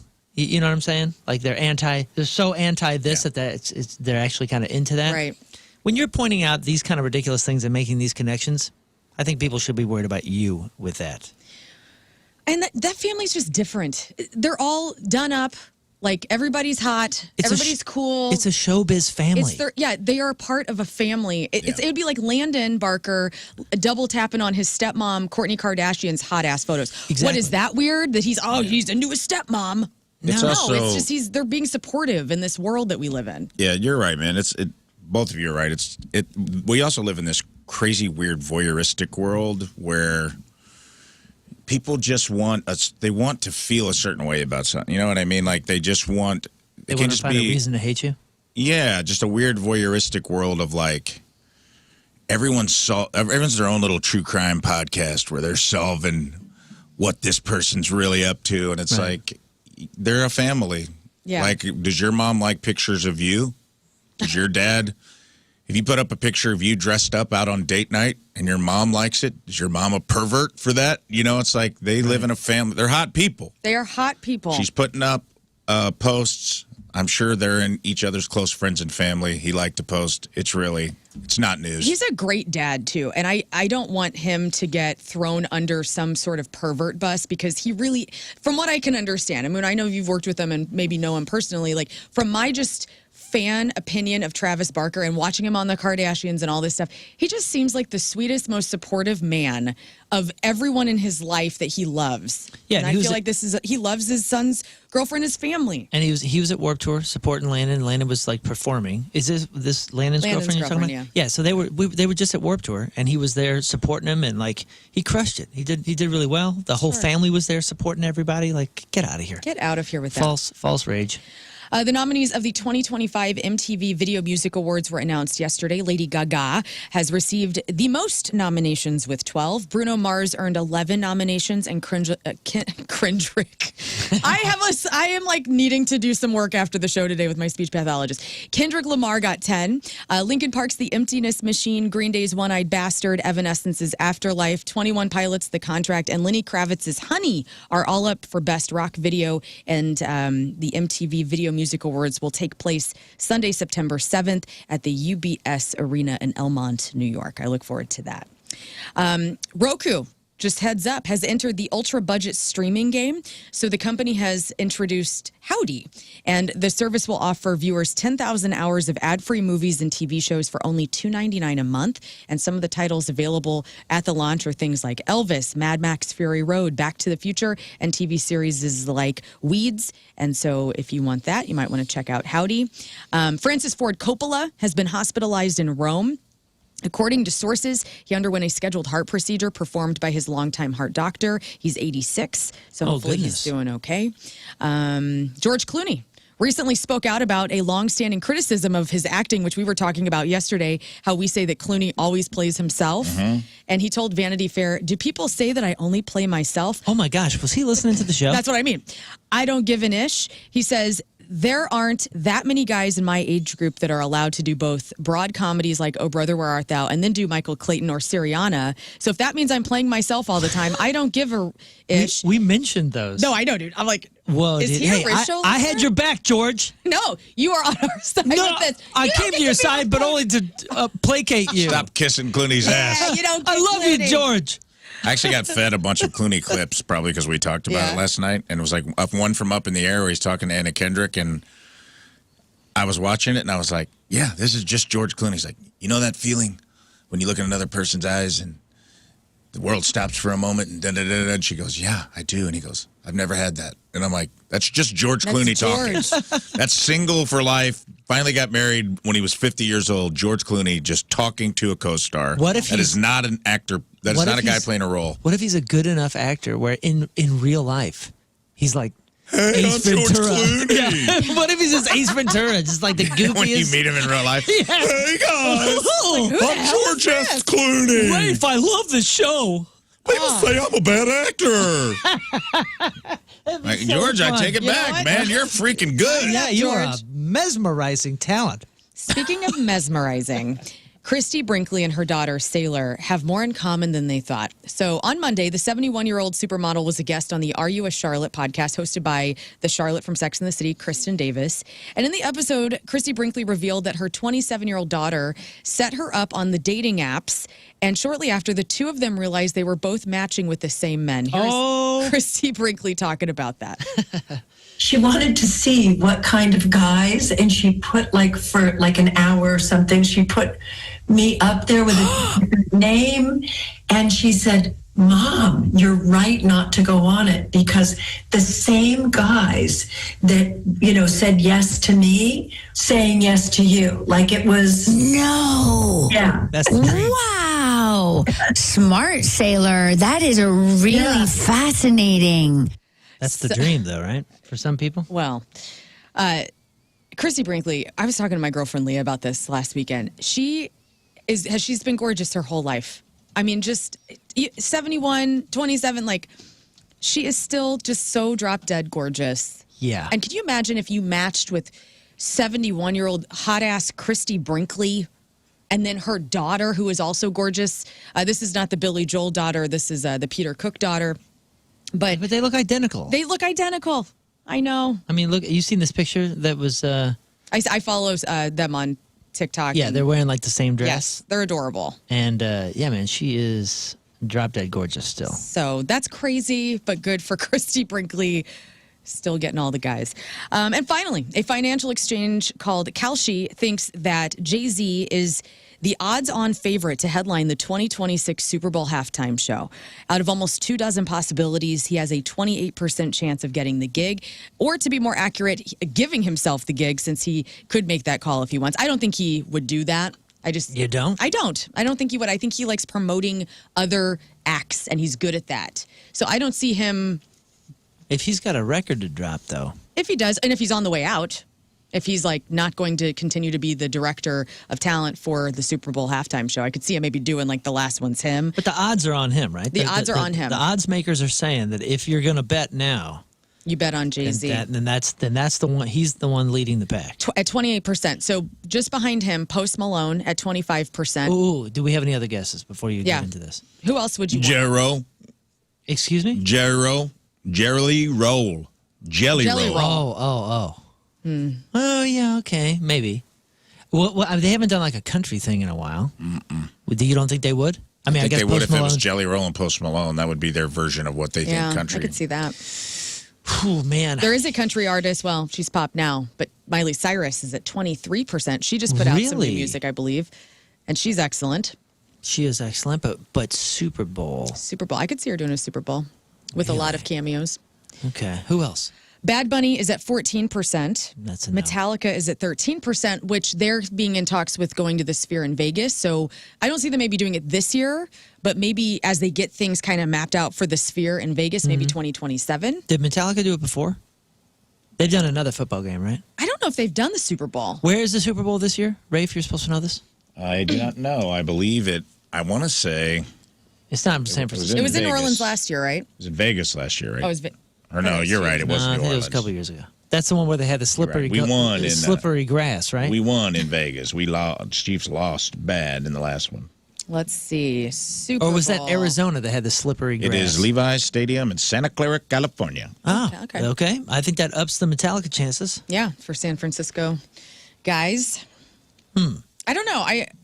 I don't think it's going to be Jay-Z. I could see Post Malone and Jelly Roll. Like, I think that would be actually very well received. I think it should be Jay-Z and Metallica. And Jay-Z's rapping over the Lars beats. That'd be cool. Or Jay-Z in Linkin Park. Yeah, seen that. Done that. Yeah. Been there. I want Jay-Z and Metallica. Well, we'll have to wait and see. But if you're putting your bets out, Jay-Z could be the 2026 Super Bowl halftime show performance. And that is your crap on celebrities. Celebrity celebrating a birthday today. Ty Simpkins, the kid from Iron Man 3, Jurassic World, and the Insidious movies. Also had a cameo on Avengers Endgame, is 24. Adrian Curry, America's Next Top Model winner, is 43. Leslie Odom Jr., this is the Tony Award-winning feller that plays Aaron Burr in Hamilton.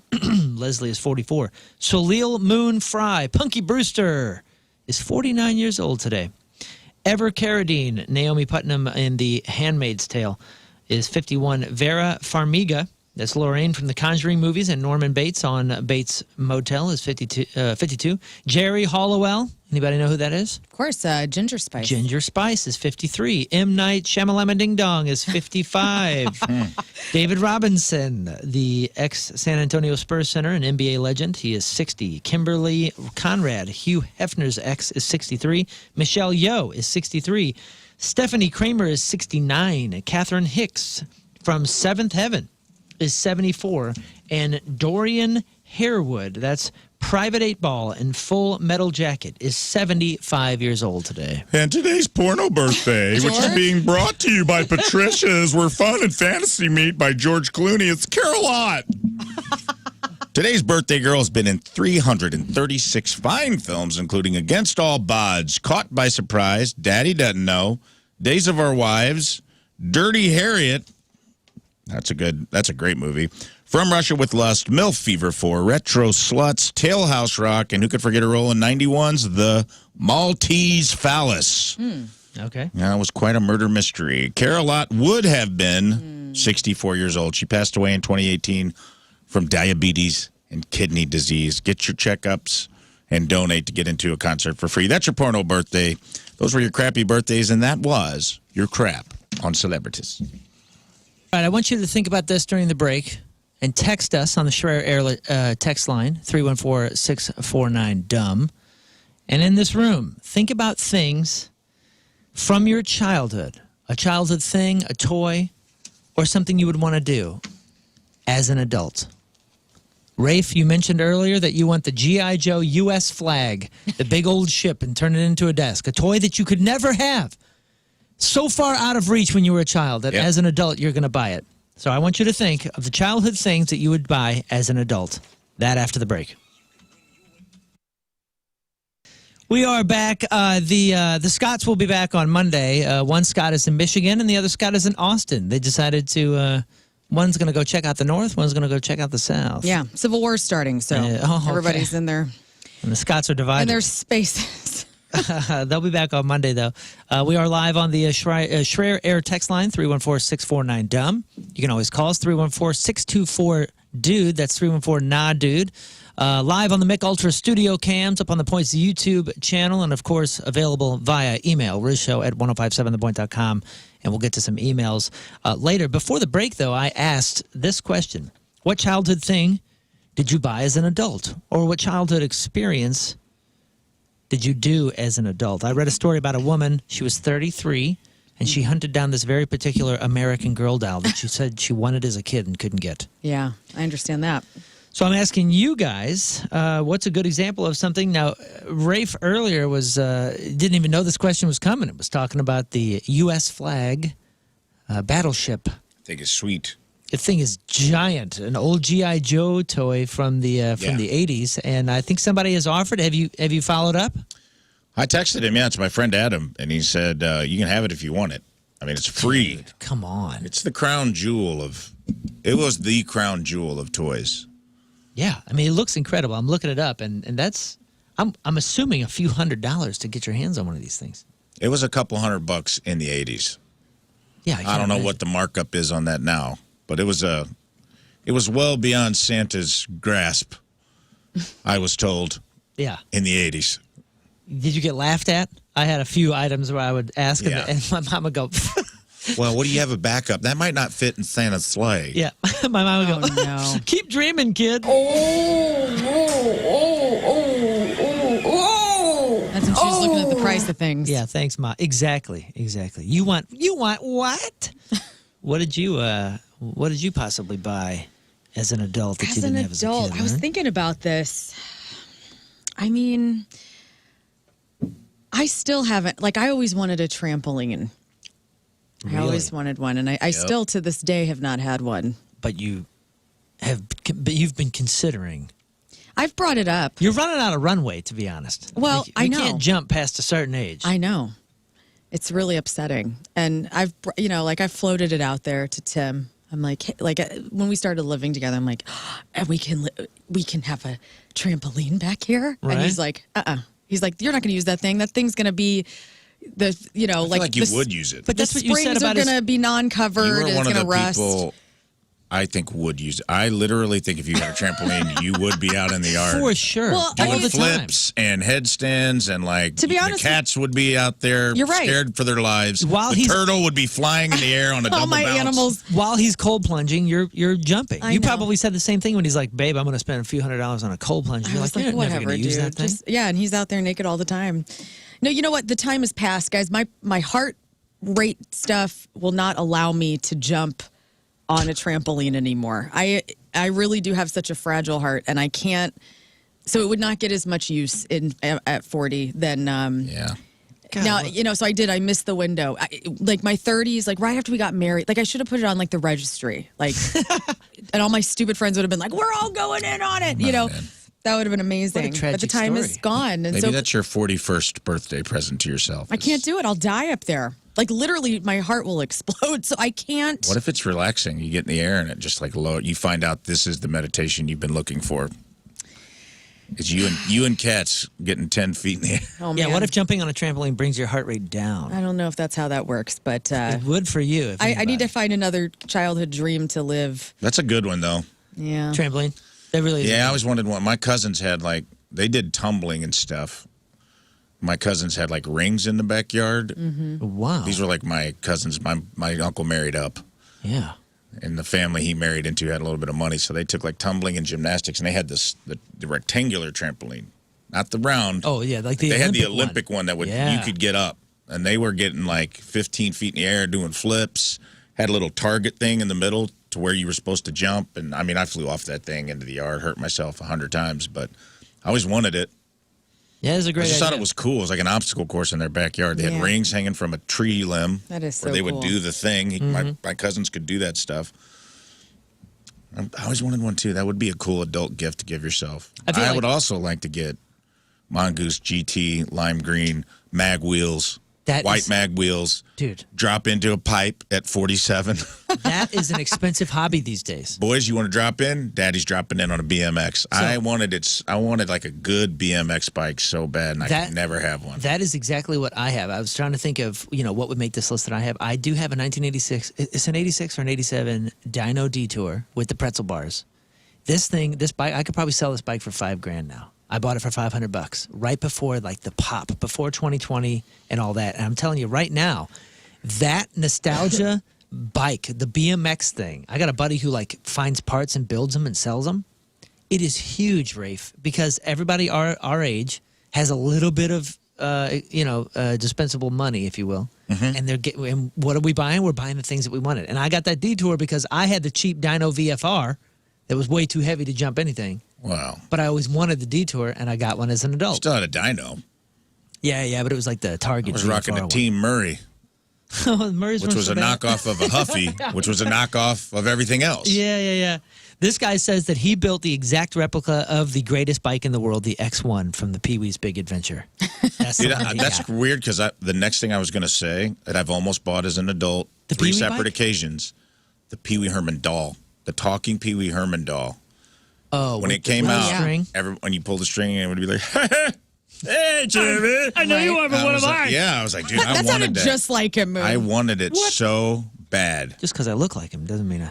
And I've seen it in like flea markets, like in a couple little bins in one of those. You know those flea markets you walk through where everybody's got their own little stash, a lot of porcelain dolls and stuff. I've seen a couple Pee-wees floating around that I'm like, man, should I just buy this for old time's sake, just for 13-year-old me? Yeah.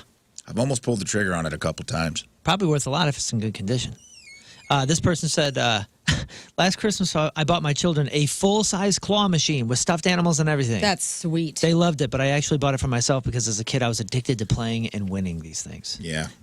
The next guy, remember this one? Somebody says, I bought the Evel Knievel wind-up motorcycle. I couldn't have it as a kid. I wanted it now, so now I have it.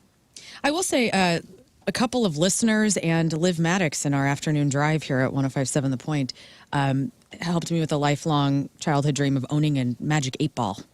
Somebody mailed me one, and then Liv was sweet and picked me up one, and so now I have two. And my future is, like, I ask it every day, like, what am I supposed to do with myself? And that's how I live my life now. So, thanks, guys. Yeah, that's, there's a lot of, like, little toys like that. Ouija board. You never had a Ouija board? I have, yeah. My You have mom, one now? Yeah. I wanted a Ouija board. I got me a Ouija. I don't have one, I got me a which might cool surprise spirit some people. board. I had a weird instance. The Dave Glover Show always used to do a radio show live from like haunted places around town. And I joined them for their haunted radio show at the Fox, where we did a psychic was there and we got the Ouija board out. And something weird, dude. Like it freaked me out. Like I felt like something latched onto me that day and held on for dear life for a couple of years. And still in there? I can't bring myself to get a Ouija board at my house. Yeah. Like I said, we were not a full like toy family. We didn't get a lot of toys. I got a Frosted Flakes Tony the Tiger baseball, which was you get that if you mail in your proof of purchase. Did it taste like the Frosted Flakes? No, it was a baseball. It was just a baseball. I know, but was it in a box? No. So like the box comes and you have to, and it's like it says get a free baseball on the back. They're great, and it's got a little UPC code, and you have to mail that back. Right. My parents did that and gave me the ball for Christmas. Wrapped it. Frugal is the word. Frugal. Right, frugal. I got National Geographic shirts that came with the subscriptions. Those were also wrapped for Christmas. So that's my household. I'm not complaining. It was You do fine. that to your kids? No. All right, good. I don't have any subscriptions. So my childhood was fine. But what I'm saying is a lot of people that grew up like that didn't have toy-filled houses, got really into the collectibles as an adult.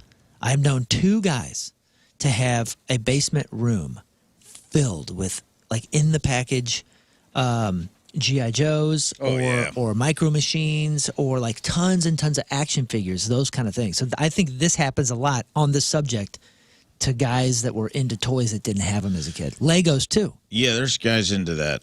My buddy Andy, he was very upset because he's like a sports guy. He tries to be a guy's guy, but he collects a lot of action figures. And I found an Instagram page he didn't want any of us to know about where he was like building landscapes and having fight scenes between like Wolverine and Cyclops. What? No way. And I started looking and I go, man, those hands look familiar. I go, that backdrop, I've seen this room before. And it was Andy, and he had like a fake account where he was putting up. No way. And it was called X-Men Fighters. At X-Men Fighters on Instagram or something like that. I'm going to it now. Hang on. It's not it. I can't remember the name of the page. I'll look it up.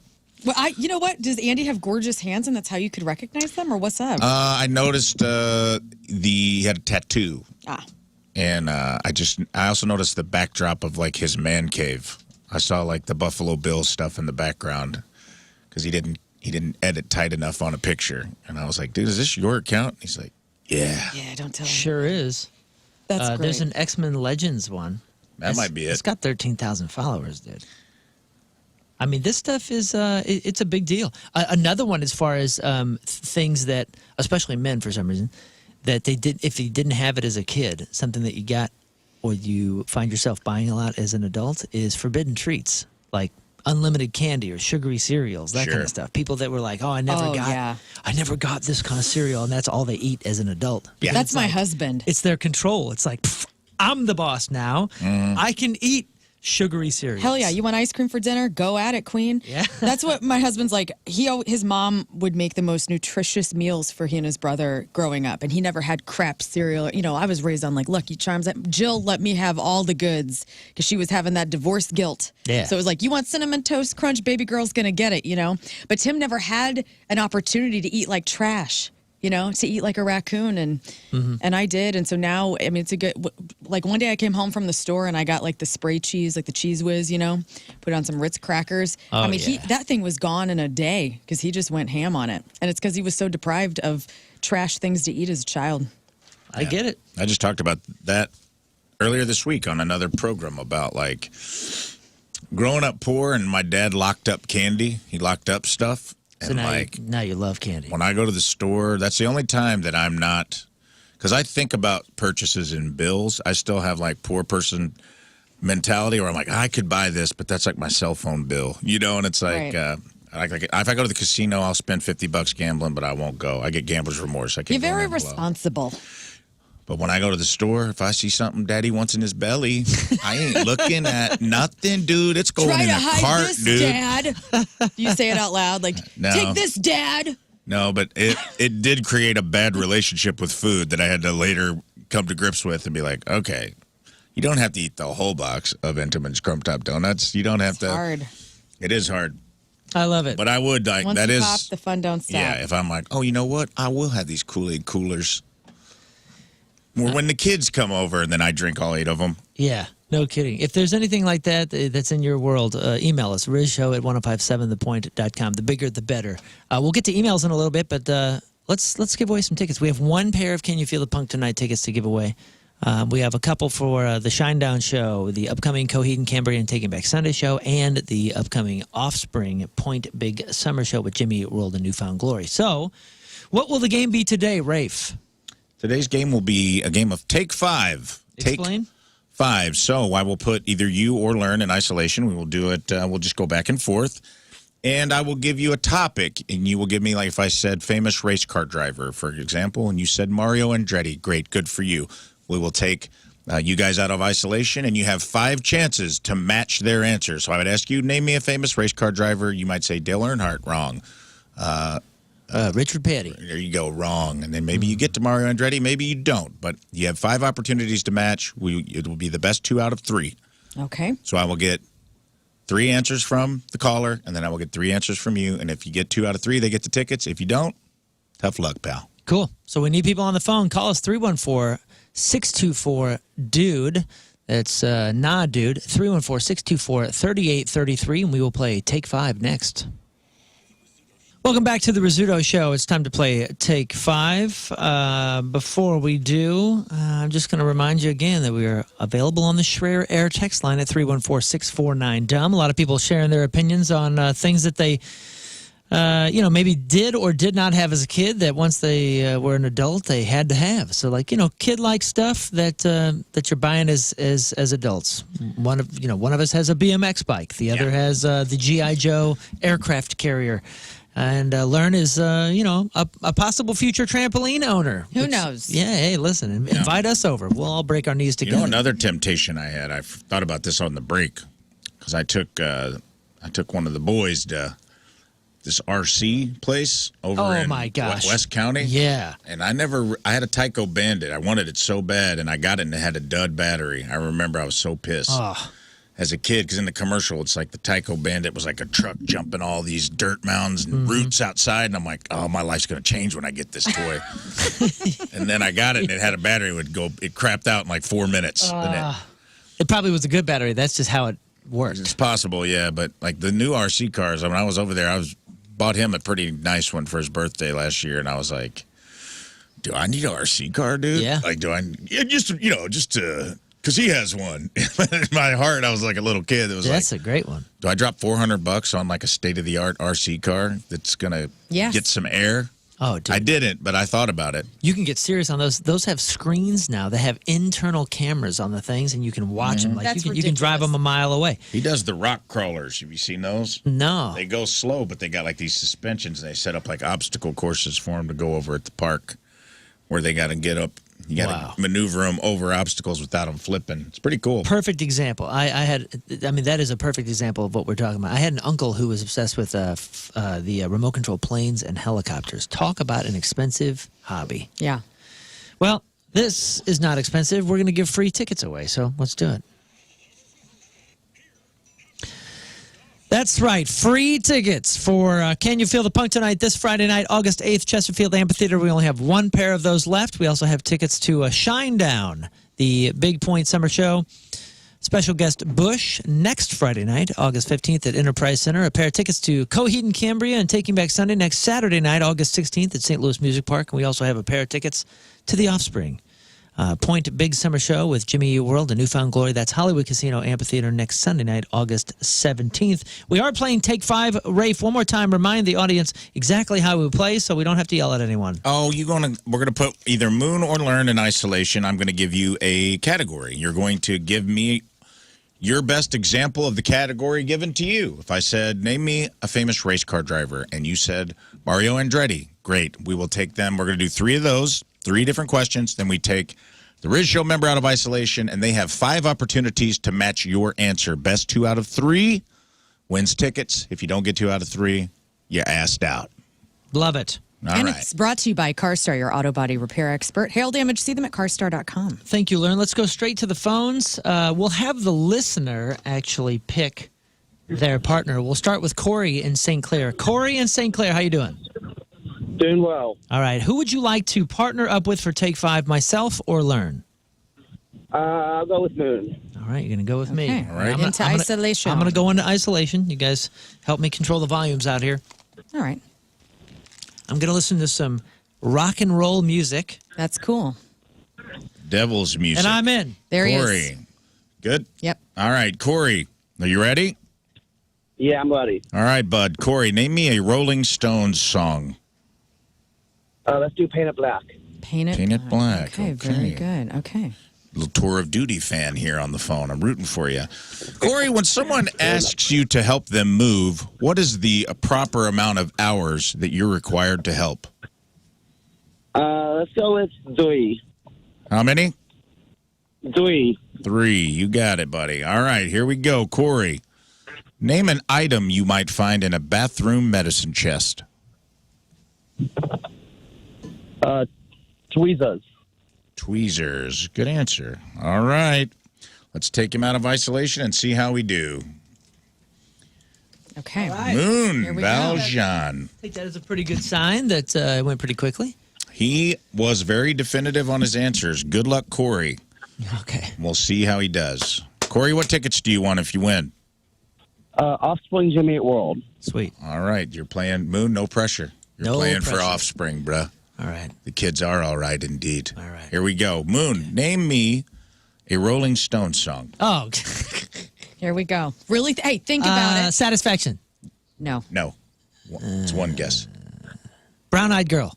That's not a Rolling Stones song. Two, also not a guess. Oh, no. It's a Van Morrison song. That is Van Morrison. Yeah, I know. I was just doing that for comedy. Rolling Stones. Well, The Rolling Stones. Rolling Stones. I'm not a Stones guy. It's over. Give me the second. Moving on. It's You're over. done? Can't I'm get dead. it. I'm dead. All I'm right, dead in you're the water. toast. I Could have don't said know. satisfaction. I said that. Sympathy for the devil. You didn't say that. I said satisfaction. I don't think so. My brain did. What did my mouth say? I don't remember. I don't remember. You don't remember. What did he say? Brown sugar. He said painted black. So either way, I never would have got there. Oh. we were never going to get there. Great song. All right, Moon. This You'll one do you should better. have You'll an do answer for. Okay. If someone asked you to move, how many hours of help in your mind does that require of you? Oh, man. 3. Got it. Got it. First try. Bam. Yeah, Corey, we're geniuses. 3. I would have thought it would have been way longer. All right. And finally, for the win, drum roll. Christmas vacation. Drum roll, Art. Okay. Murder in the parking lot. What's going on? I'm trying to find the drum roll. Oh, my. That's all right. Let's I know just his do little this. serial killer writing over there is hard. Focus. Oh, there All we right. go. Let's just for Moon. focus on your task at hand. I found it. Drum roll. We killed someone and gave away a prize, and now we have a drum roll. Moon, name an item one might find in a bathroom medicine chest / cabinet. An item in a bathroom medicine chest. Uh-huh. You opened up the medicine chest. What you gonna find in there? Pain reliever. No. One guess. Down. Brush. No. No. Razor. No. Can you repeat the question, please? Medicine chest. What's in it? What's up? I mean, did he say medicine? Got one more guess. Final guess. For Corey to see the Offspring. Oh my gosh. Corey, is Corey still on the line? Corey, how bad do you want to go see The Offspring? Like, are they your favorite band? Don't do that to me. Jimmy Eat World is actually my favorite band. Oh, man. Corey loves Jimmy Eat World. No pressure, Moon. Don't worry about it. Band-Aids. No, unfortunately. Sorry. Corey, you will not be seeing your favorite Corey band. said tweezers. Tweezers. Tweezers. Killing me. I thought we'd get there. When you said razor, I thought we might get Yeah, there. you We've were- moved into grooming items. We did. Terribly sorry. Sorry, Corey. I hope you can make it to Jimmy Eat World, bud. You seem like a real sweet guy. Laura and Eureka, let's bounce back. Laura, how are you? I'm good. How are you? All right, let's do this. I'm doing well. Would you like to partner with myself or with Learn? Learn. Let's Okay. go. Okay, Hey, is this the Laura that gave me the cross stitch? No. Oh. You should have Well, I love claimed her. it. I love both Lauras. Okay. All right, go in isolation. Here we go. Wow. All right, here we go. She really treated you like a lesser there, Laura. I'm sorry about that. Right? Sorry you had to endure that. I think you don't have to give me cross stitch for me to love you. Okay, good. All right, she's in isolation. Laura, it's time to play Take 5. Laura, name me a sex position. 69. Wow. Okay, Laura. Way cooler than cross stitch, let me tell you right now. All right, Laura, name a famous dog from movies or television. Benji. Benji. Good answer. Benji. And then finally, name a popular brand of chips. Blaze. Oh, man. Okay. All right, here we go. All right, What's that band? That's Bring Me the Horizon. That's All right, Learn. What? Laura said if she doesn't go to this concert, she's holding you very responsible, and you'll never get another cross stitch. Okay, fine. You know what? But if I do get it, Laura, you have to also make me a cross stitch. Okay. Okay. Sounds good. All right, good. All right, Laura, what tickets are we taking if you win? I'm going to Shinedown. Shine down. Oh, yes, you are. St. Louis's favorite band. All right, here we go. Shine down. Down. Everyone in rehab loves it. Okay, here we go. I mean, They're they probably big- do. I mean, they they're- got really good songs for people to go in. They are. They're So- a big rehab. Found that out this week. Shinedown and Blue October, big rehab bands. St. Louis parties. What can I say? Learn. Yeah. Let's play Take 5, bud. Learn, name me a sex position. Doggy style. Missionary. Reverse cowgirl. Hold up. I don't know that one. No. That's when you're 40. That's when you get a cramp and you're 40. Hold up. Hold up. I gotta Don't lose the moment. Hold on, let me reposition.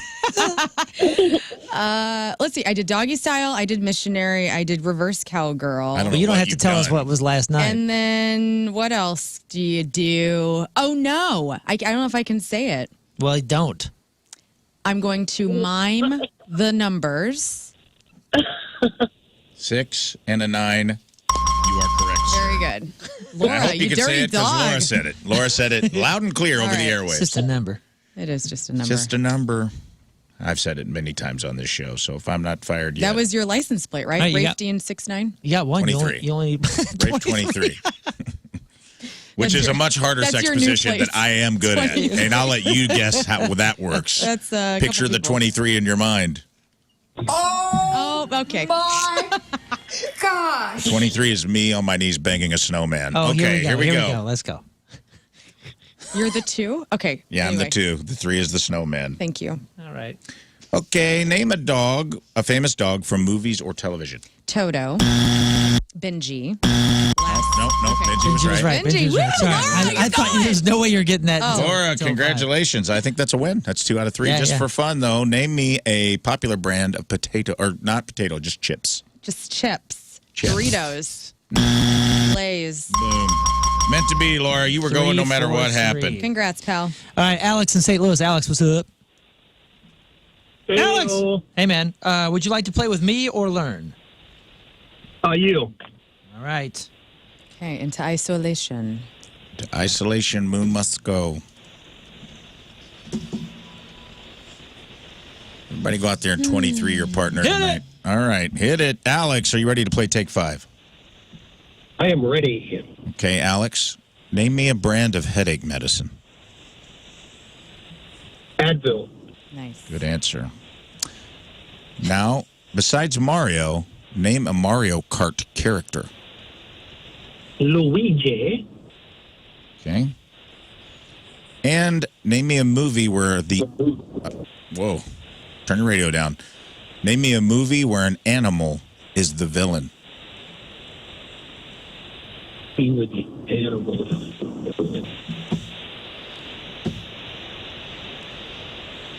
Drawing a blank. Gotta give me something. Think like horror movies. We talked about one yesterday at length on this show with Jennifer Lopez and John Voight and Ice Cube. Yeah, still drawing a blank. Okay, came ready to play today. Name me a movie with an animal in it, and we'll see how we do. Scooby-Doo. Okay. Better hope you get it in the first 2. Let's go. Here we go. Let's take him out of ISO. All right. All right, bud. No pressure. No pressure. Alex, Here we go. what concert do you want to go to if we pull off the Music City Miracle here? Oh, no. Shinedown. Shine down. America's favorite. America's favorite Laura could be band. going with someone. Okay. All right, let's do this. Moon, Yeah. name me a brand of headache medicine. Tylenol. No. Ibuprofen. That's not really a brand, is it? Aleve, my favorite. Motrin. Say again. Brand of headache medicine. What? Advil. Hey! Last try. Whoops, that's the wrong button as well. I'm not good at the buttons today. Last opportunity. Advil. And boy, you needed it. Was Advil? Was that the That's Nolan ibuprofen. Ryan? Oh. Was that the Nolan Ryan one? I take 2 of these, and then I beat the hell out of Robin Ventura. Nolan Ryan. I love Nolan Ryan. I had a baseball card that said player gets 6 hits off Nolan Ryan in one night, and it was Nolan Ryan bulldogging Robin Ventura 6 times. All right. All right, besides Mario, Name a Mario Kart character. Luigi. All right, Very we're good. done here. And thank goodness. Alex, because the last congratulations. one- You're going to Shinedown. And here's just for fun, because I want you to hear the answer he gave. A movie where the animal is the villain. A movie where an animal, Is the villain. Godzilla. No. Jurassic Park. No. Great answers. I agree. Benji. No. Benji is not You're getting the warmer. villain. Oh, really? Okay. The Shaggy Dog. Yeah. You're knocking on the door. Am I there? No. Oh, Marley and me, that Good, bitch. no, good try. Jennifer Aniston. Alex said Scooby-Doo because he could not think of Jaws, Anaconda. Oh, Jaws. Godzilla. Yeah. That's a good one.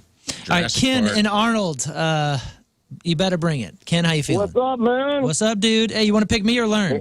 Yeah, I'll take Moon. All right, here we go. Sorry, Learn. That's All okay. right, I Rafe, don't take give a over. crap, Go for dude. it. You should be sorry, you piece of chilling. trash. Hey, man, I'm ready to go to Shinedown. Ken, shine down. Let us shine down. What rehab did you just get out of? All right, Ken. Dude, I'm not there yet, bro. All right, good for you, buddy. Have fun at Shinedown. I'll be your DD. Thanks, man. Let's do it. Ken, name an item in a first aid kit. Band-Aid. Band-Aid. Good answer. Can't imagine that not being in there. Name a famous cartoon dog. Scooby-Doo. Oh, no. Yeah. Another guy did you a favor. Dude. And finally, a popular cookie brand. Oreos. No, you're going to Shinedown. Great, There's no dude. way. You just hooked me up so There hard. is no way you're not getting this. All right, let's Oh, take yeah. Ken's excited.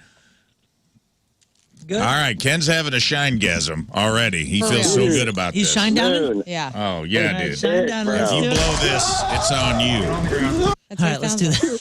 that. Ken's already. He's We're halfway. there, dude. He's halfway. Friends are coming too. He's halfway to the Enterprise Center, huh? Yeah, he's halfway there, dude. Yeah. All right, let's go. I'm on Brett Hall Way, bros. I'm on Brad all the way. Holly, dude. Don't get it twisted. All let's do right, here this. we go. I got this. Moon, I name got an this. item in a first aid kit. A Band-Aid. There you go. Boom, we're done here. We're done. Happy. I feel like it's name a second question. Famous cartoon dog. Scooby-Doo. There We're you done go. here. Oh, somebody was paying attention. Ken was paying attention to what had come before and killed it. And just for fun, you would have swept out no matter what. Name a Yep. popular cookie brand. Oreo. We're done here. Wow. One, and one. It was 3 for Soulmate. 3. Yep. Man, 3 I'll for tell 3, you what. dude. Excellent work. Yeah, Ken. Great answers. I'm spiritually connected to those in Arnold. Fairly certain I was conceived there. Christopher in Cottleville. Morning. What's up, dude? Me or Learn? Good, Learn. All right, here you All go. right, Christopher and Cottleville. Love Cottleville. Cute little town. All right, rip it, Rafe. Here we go. You ready? Christopher. sir. All right, Christopher. Give me a radio-friendly euphemism for sex. Bumping uglies. Okay. That's a great one. That's a great one. God, and if she gets it, what a day of celebration there'll be in this room. All right, bud. Second question. Name me a famous talking animal. Let's keep the train going with Scooby-Doo. Yes. Yes, I love it. Okay, technically, yes. I love it. Technically, You got that's animals true. on the brain today, Rafe. Well, I try to make some of these related, but he kind of hit us right in the old, right between the eyes, saying Scooby-Doo was a horror. Yeah. It's kind of leading the witnesses today, but that's good. That's how the game works sometimes. Finally, name me a Pokemon character. Pikachu. Nice. Nice. If she doesn't get that, it's on her. All right. How you feeling, Learn? I feel amazing. Great, because Christopher is trying to go to what concert again? Let me guess. Let's do Shinedown. Oh, all right. Yeah, we're just All right, buddy. we're sending them all there. I think this is the last pair of Shinedown. Shinedown tickets should that just we have move to as St. Louis and do a concert once a week here. Yeah, residency. Like a residency in St. Louis. It's the first St. Louis residency. It would be packed every single show. It's insane. All right. Learn. Yeah. Name me a radio-friendly euphemism for sex. Boink. No. Boink. F. Getting effed. Getting out is not radio friendly, but I guess it is. Radio friendly. Okay. Doing the deed.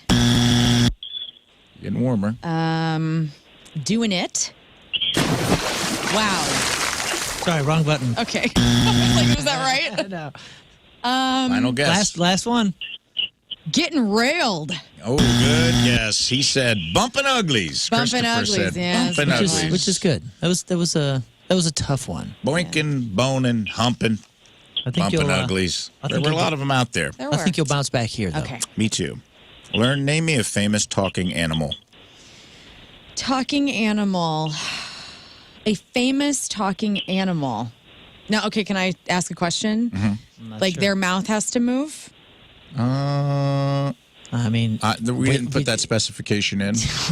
Does it matter to the answer though? I mean, like, what are we going to hint I you? don't know. Like I went to like Mr. Ed. I don't know why. Yeah, good answer. Okay. Talking animals. Damn it. Babe. Talking animals. Like Simba.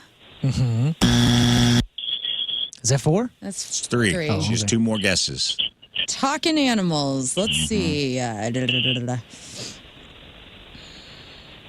my goodness. Yep. Like Ted the bear, but he's a stuffed bear. Ted. No. Dang it. That's a good answer. These are all good answers. There is one hanging out there that's Oh man. you're really going to kick yourself. I know I am. Talking animals. Let's who do I love? Hey, it's Learn. We're here talking Hey, it's here animals. Welcome to talking Talking animals. Animals. I'm your horse. Oh my God. I'm your host, Learn. I'm your Learn. I'm your horse, Learn, Valjean. Let's see. Talking animals. Yeah. We are We're talking about we're talking about it, and who is it? You got It 5, is 4, 3. Mother effing flipper. Goodbye, Christopher. Goodbye, Christopher. Bye, Chris. Scooby-Doo. Gosh damn it with the Scooby Doo, you I guys. know. I've had enough. I know. Mother effing do. I've had enough after this caller as well. Aaron in Carterville. Aaron, you're the last caller. What's up, dude? Hey, if Just you for win, fun, I want to see name a famous or name a Pokemon character. Pikachu. Boom, Nice. we're done here. Okay. There we go. Worked. Would have gotten it if we'd gotten to Scooby-Doo. You'd have gone to Shinedown. Sorry. Aaron, what tickets are you after if you win this game? I want to see Can You Feel the Punk tonight? Yeah, All right, Southern yeah. Illinois don't All right. do Shinedown, dude. One more pair to go. I teach at Alvarado. Who would you like You do? to? No way. I do. You teach at my former high school? Yeah. Where are you teaching children? Oh, yeah, it's summertime. What do you teach? Yeah, what do you teach, man? Science. Biology, physical science. You took over for Mrs. Jorgensen, I bet, huh? Mrs. J. Yeah. Kingdom Nice. phylum You class, sound order, like the- family, genus, species. She taught, and to tell you something, dude, teach your kids that. Because Mrs. J told me when I was a kid, she's like, I'm going to teach you a rhythm song, and it's called Kingdom phylum class, order, family, genus, species. And she's like, you're going to be saying it when you're 40 years old. And damn it, she was right. It's the only thing I remember from that class. So, Aaron, who do you want to partner with? Myself or Learn? Give me Learn. All right. Give me learn, give me fire, give me that which I desire. Okay, All right, hit it, Rafe. here we go. Aaron, for tickets to Can You Feel the Punk tonight? Good. Name me a Beatles song. Let It Be. Good answer. All right. Something you would see in a public park. Swing. A swing. I can hear the music. Yeah, it's pretty loud. She's very close to the microphone. All right. Now, finally, a brand of toothpaste. Crest. Excellent answer, sir. I cannot see you not getting these tickets, but we'll see. She didn't say Scooby-Doo, which I thought was a pretty big dunk. Let's get her out of isolation and see how she does this time. That's how he sounded when he said his second answer. I literally thought it was him. I thought, yeah. I teach at Alvarado. Oh, science? Biology included? For Mrs. Jorgensen? All right, here we go. Well, I appreciate you educating people at my alma mater. All right, here we go. Learn. Name me a Beatles song. Let It Be. Boom. Nailed it. One and done. One and done. Hello. Learn. Name me something you might see in a public park. A bench. Trees. Jungle gym. Public park. Ducks. Whoa. Hello. Disco. Ducks? No? No, that's a no. One guess left. One guess left. Public parks. They're nice. They're nice to walk around in. I When, like walking when through guys them. aren't joeing in the river, they're nice. We like it when we go there and there's no joeing. It's not the ducks. It's not the About that bench. joeing. Well, then we would have been okay. This is it. Public park slide. No. Damn it, swings. Yep. Mother F. Swing was the answer, but that was 6 and did not count, so it comes down to the All right, third Aaron, let's go. and final Here's the answer. tiebreaker. Learn. Name me a brand of toothpaste. Colgate. The only brand. Oh, Oh, that. No. Crest. There we apologize. go. There we go. Congratulations, Aaron. I will see you at Can You Feel the Punk tonight. And that is how you play. You're in, brother. Urine. Congrats. You're in, brother. That's how you play Take 5. News up next. Got some local news here, kind of, because Illinois just became the first state to ban AI therapists. That's right. A press release this week said that Governor J.B. Pritzker signed the bill into law last Friday.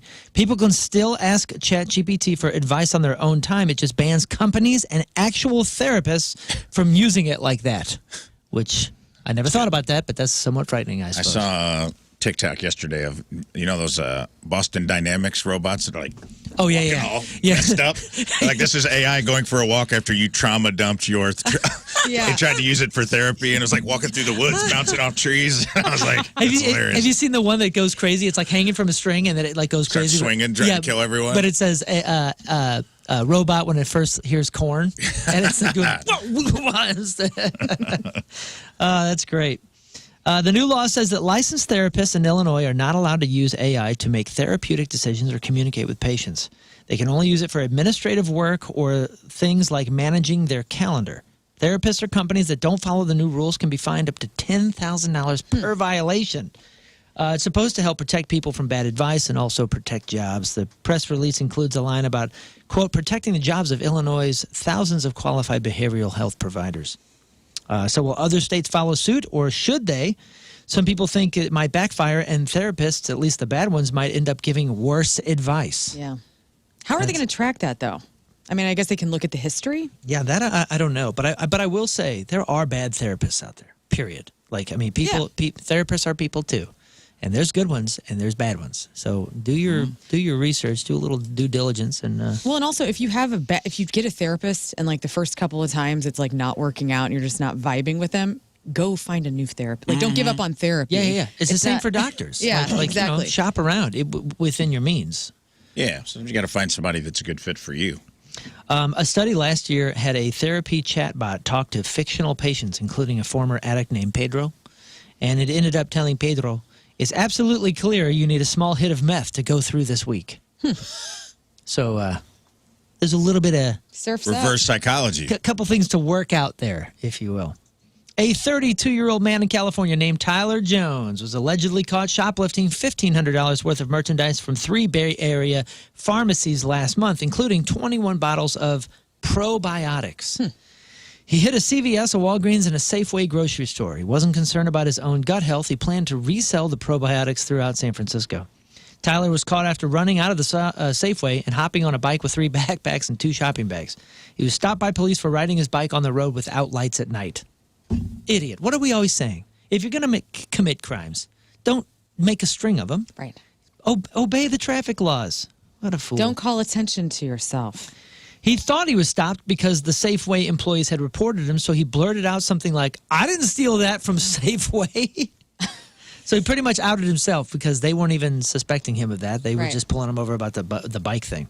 He also had 2 fentanyl pipes on him, so there's that. Fentanyl pipes. Whoa. The trifecta. A British man tried to drown his son's wife in the pool of a vacation home they were staying at in Florida. So Florida rubbed off on this guy pretty quick. Apparently, they were arguing over his grandchildren when things got heated. They were already in the pool, so it must have been pretty hot, and he tried to drown the wife, the son's wife. This is the daughter-in-law. A Florida man staying in Florida has received a 2-year probation sentence for simultaneously maintaining marriages to 3 separate women. Henry Betsy Jr. pleaded guilty to bigamy charges after one of his wives, Tanya, discovered that he was legally married to 2 other women, Michelle and Brandy. The 3 women, all from different Florida counties, had met and married Betsy. He had met and married Betsy through various dating websites over a 2-year period, unaware of each other's existence. The judge credited Betsy for the 8 days he had already spent in jail and also ordered him to undergo a mental health evaluation, complete a certified battery intervention program, and avoid all contact with his 3 now ex-wives. Additionally, Betsy was prohibited from using social media and dating websites. He was also recently arrested in Virginia for assault and battery of a family or household member. So, winning. For music fans in Sweden... we already talked about this. We were talking about the kidney pass, the organ donor registrations. You can trade your organs for a ticket to this festival. I think that should be brought over to the U.S. and covered that earlier in Crap on Celebrities. Firefighters in BC, that's British Columbia, up in Canada, determined that a power outage and a brush fire were caused by an osprey dropping a fish onto a power line. Upon investigation, officials quickly deduced that the fire had been sparked when a fish struck a power line located over a mile from the nearest body of water. As explained in the fire department's social media post, quote, "The fish was dropped by a local osprey onto the hydro line, causing embers to drop along with the fish to dry grasses below." And then, pew, big old fire. This is a Joe Diffie song. What do you mean? That Joe Diffie song is like, waitress called the cops, swears she saw it all, swears a giant alien has landed at the mall. Cop calls the sheriff, but they can't find his wife, and it's all the guy's cheating on his wife. That's because it is a country song, and that all does eventually boil down to that. That's Welcome to Earth. A rock from the sun. R.I.P. Joe Diffie. Yeah, dude, that record rips. Prayers going up to the mullet in the sky, brother. Incredible. File this under swapping one problem for another. A lot of people, I'm so glad Joe Diffie didn't have to see Ozempic face.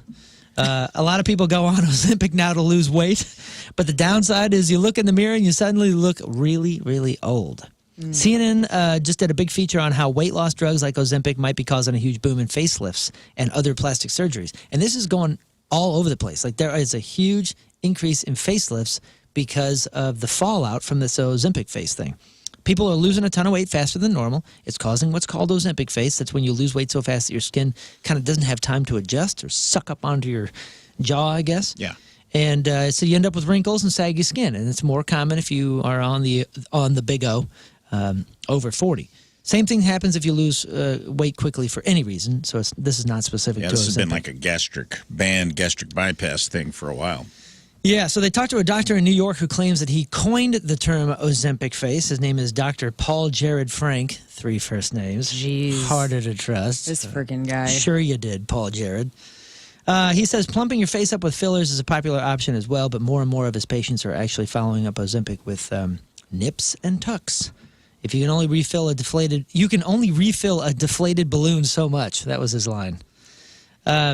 There's not enough new data to conclusively say that drugs like Ozempic are causing plastic surgery boom, but other experts are backing him up and saying that it sure seems like it. YouTube will start guessing your age. It's about to get a lot smarter and maybe a little noisier about how old you really are. Instead of just letting you type in your birthday, it's trusting that you're telling the truth. YouTube announced it's rolling out new tech that will actually guess your age. How? They're using machine learning to look for clues. What kind of videos you're searching for?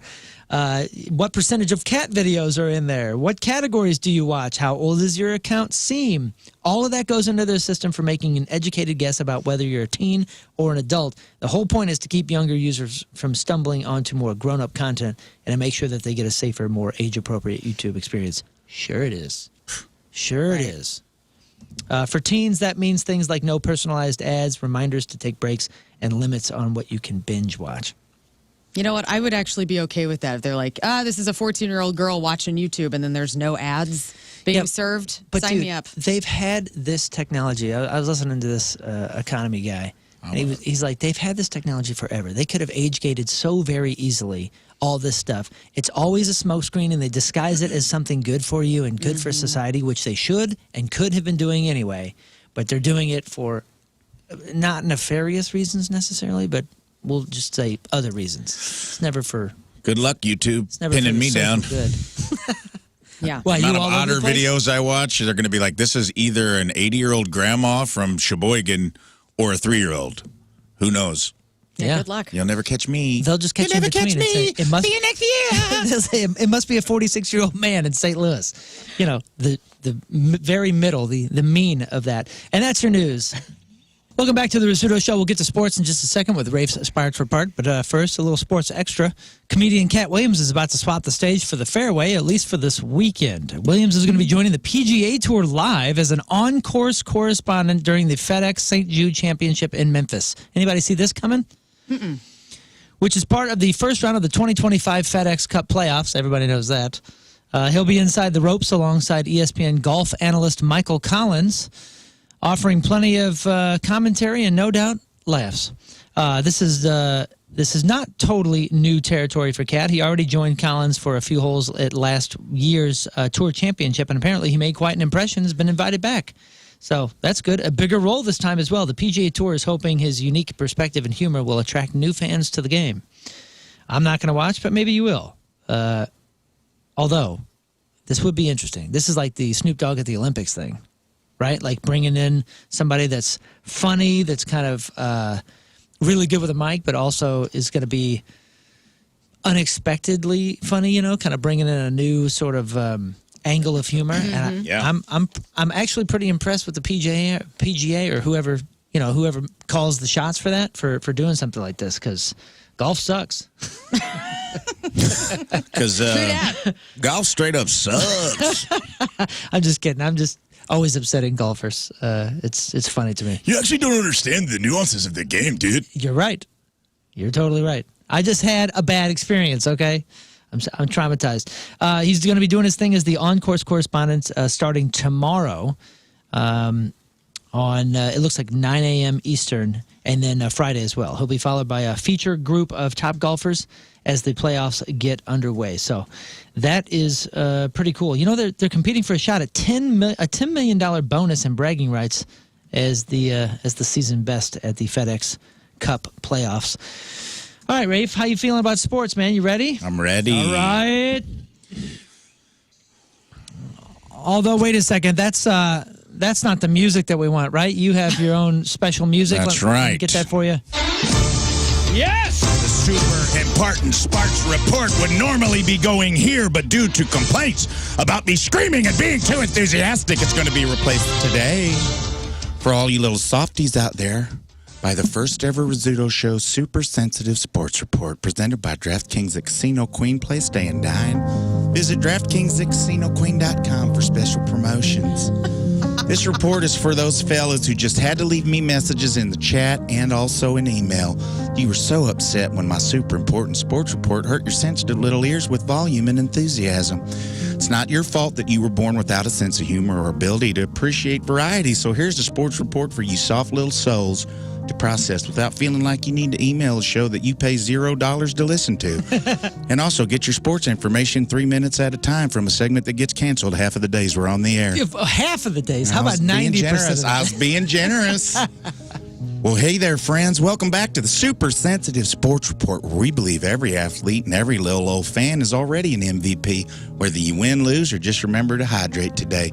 First up, the NFL, Dallas Cowboys. Now, let's start with some beautiful healing news out of Oxnard, California, where our sweet Micah Parsons of the Dallas Cowboys is taking a little self-care sabbatical right now with himself on the sidelines.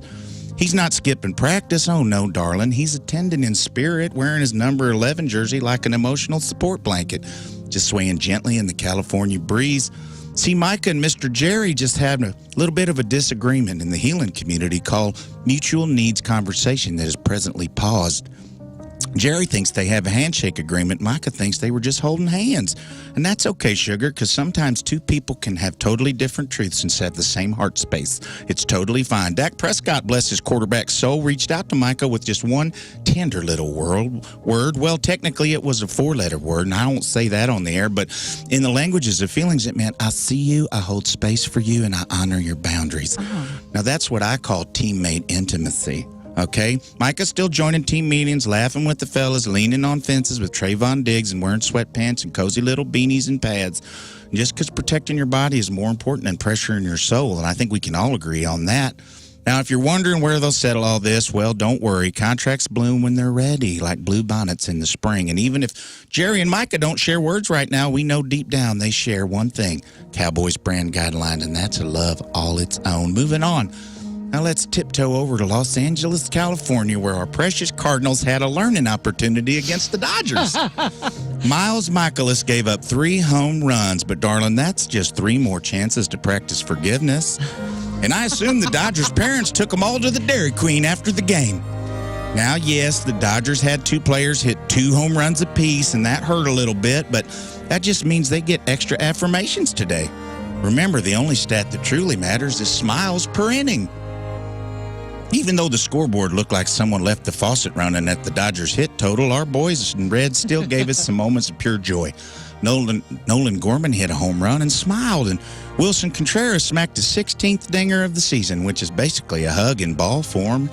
And yeah, the Dodgers had 2 players hit 2 home runs apiece, but that just means they get extra affirmations, like I said. And don't be mad at the DeWitts either, because let me tell you something, it's hard being billionaires who bought one of the most successful sports franchises in history, only to have to do a fire sale in front of all the loyal fan base that expects a winning record. It's hard to win baseball games. Bill, you go lay on your pile of money, and you give it little butterfly kisses, and you tell yourself, I'm good enough, I'm handsome enough, and people love me. Moving on to the WNBA, everyone's favorite NBA. Now, friends, you're going to have to brace yourselves for this one. Bless your little hearts, all right? Because the WNBA has been going through a little sensory challenge of its own. In Los Angeles last night, right in the middle of Sparks' win over the Indiana Fever, someone yet again launched a bright green personal massage wand. I'm not kidding. 3rd time's the charm. They launched a bright green personal massage wand that my mama used to keep in the shower onto the court. And it landed right next to Sophie Cunningham's leg, and she did what any of us would do, hopped up and down like she stepped on a Lego in church during an old school revival. Kelsey Plum immediately kicked it off the floor, showing quick feet and even quicker boundaries. Officials covered it with towels as if they were trying to preserve the dignity in the last moments of disposal. Now, y'all know this isn't an isolated energy exchange. This is the 3rd time in 1 week recreational baton has been thrown into a WNBA game. We've had tosses in Atlanta, Chicago, New York, and now L.A. This is no longer an isolated incident. It's a full-on sexy toy tour.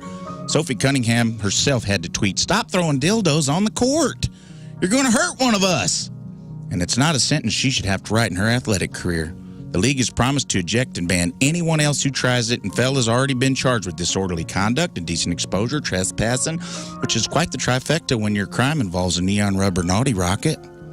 And while some folks call it immature, I like to frame it as deeply misguided attempts at crowd participation.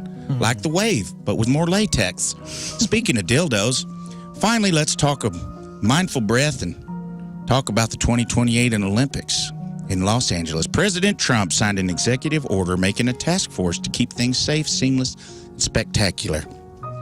Now, some folks might get nervous when they hear words like the National Guard or military enforcement, but let's reframe that, sugar. Think of it as the world's largest men's therapy group going to give you a big old group hug if you get out of line. Athletes from all over will come together, some to run, some to jump, some just to feel seen in their authentic selves. And our job as fans will be to clap softly and say, I'm proud of you, Sweet Pea, no matter the results. I'm picturing the world's largest 3-week trust fall. Honestly, it sounds good. And yes, there's still some spirited conversation about who competes where, but I think of the Olympics as a potluck. Everybody brings their own unique dish, and we all find something to enjoy without flipping the table over or calling our aunts a bitch.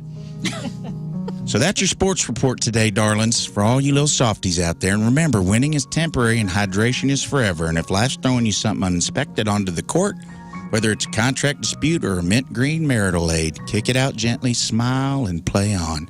Y'all be tender to each other now. And that concludes this week's Super Sensitive Sports Report. Thank you. All right, we got a little time for some emails. I believe our emails has a sponsor as well today. Our emails do have a sponsor, Moon, and I'm really excited that you said that because I think it's Glenn I mean, Brothers. honestly, when we think of emails, we are thinking about garage door giving you trouble. Call Glenn Bros Garage at 618-900-4239 or go to glennbrothers.com. Thank you, Lauren. Rafe, Thank you. take over some emails today. RizzShow at 1057thepoint.com. Here's one. Hey, Rizz. Just wanted to let Moon know that my first grandchild was born on August 4th and was given 4, count them 4, first names. Nice. His name is Grayson James Thomas Tucker. Grayson James Tommy Tucker, TNT. Huh. My son was close to my best friend since birth. Oh, they named James after my dad, Thomas after my best friend that passed away, and Tucker's the last name. So we got 4 first names, Moon, breaking a record. Congratulations to Grayson James Thomas Tucker. You know, Welcome to the if world. somebody has 3 first names, they're harder to trust. But 4 first names, it's like reverses. It resets. Yeah, it Very good. resets. You're the most It's trustworthy. like 2 there is. negatives make a positive. Yeah, this kid's going to be very successful. Here's one Congratulations. for you. All right, next. Hello, everyone. Hello. I'm sure somebody will fake cry at what I'm about to say. Okay.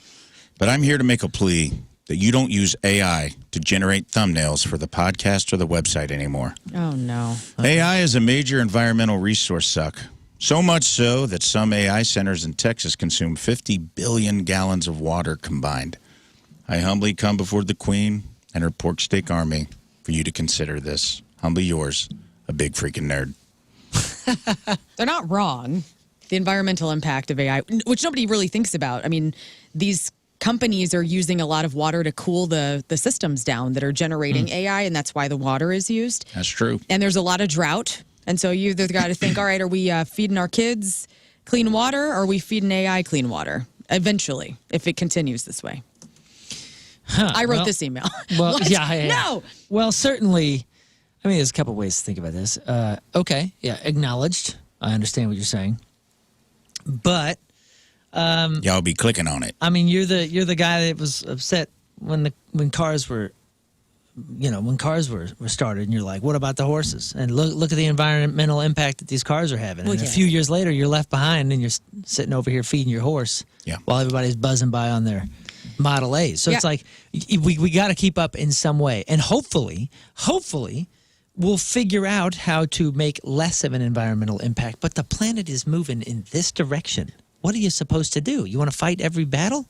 Yeah, well, also the Rizz Show thumbnail for YouTube is not going to, send this email to a company that is deeply in on AI, that is generating content or videos that you're watching that Yes. are 10 minutes long. Right. Our little thumbnail is a nanosecond of a minimal impact that I don't think is, are we contributing to the greater worse? Yes, for sure. I but- wish we could really measure our thumbnail versus the energy it took him to email us. On your computer. Right, on the computer. I'm sure every single thing we do has an environmental impact, For sure. and most of the planet doesn't care if it's making money.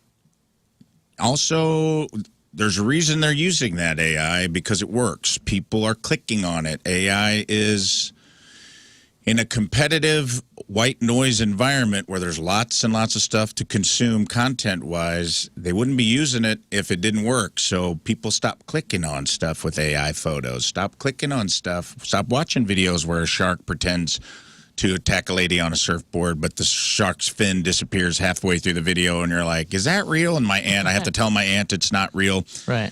You know, he's making good points.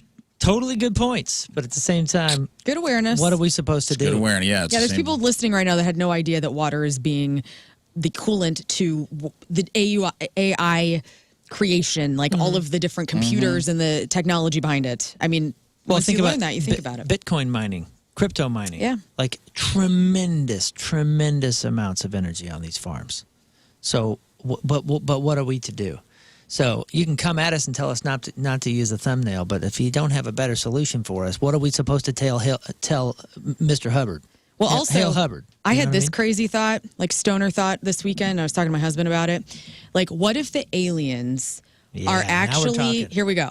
Like, what if the aliens taking over our planet, decimating it, have been at work for years, for hundreds of years to get us to this point right now where we are like killing off like beautiful greenery and life on our planet. Nobody cares. We're polluting everything. Nobody cares. And the bots and everything and the AI is the thing that's generating to be the most important thing. And we all as humans are just the vehicle for getting it to be there.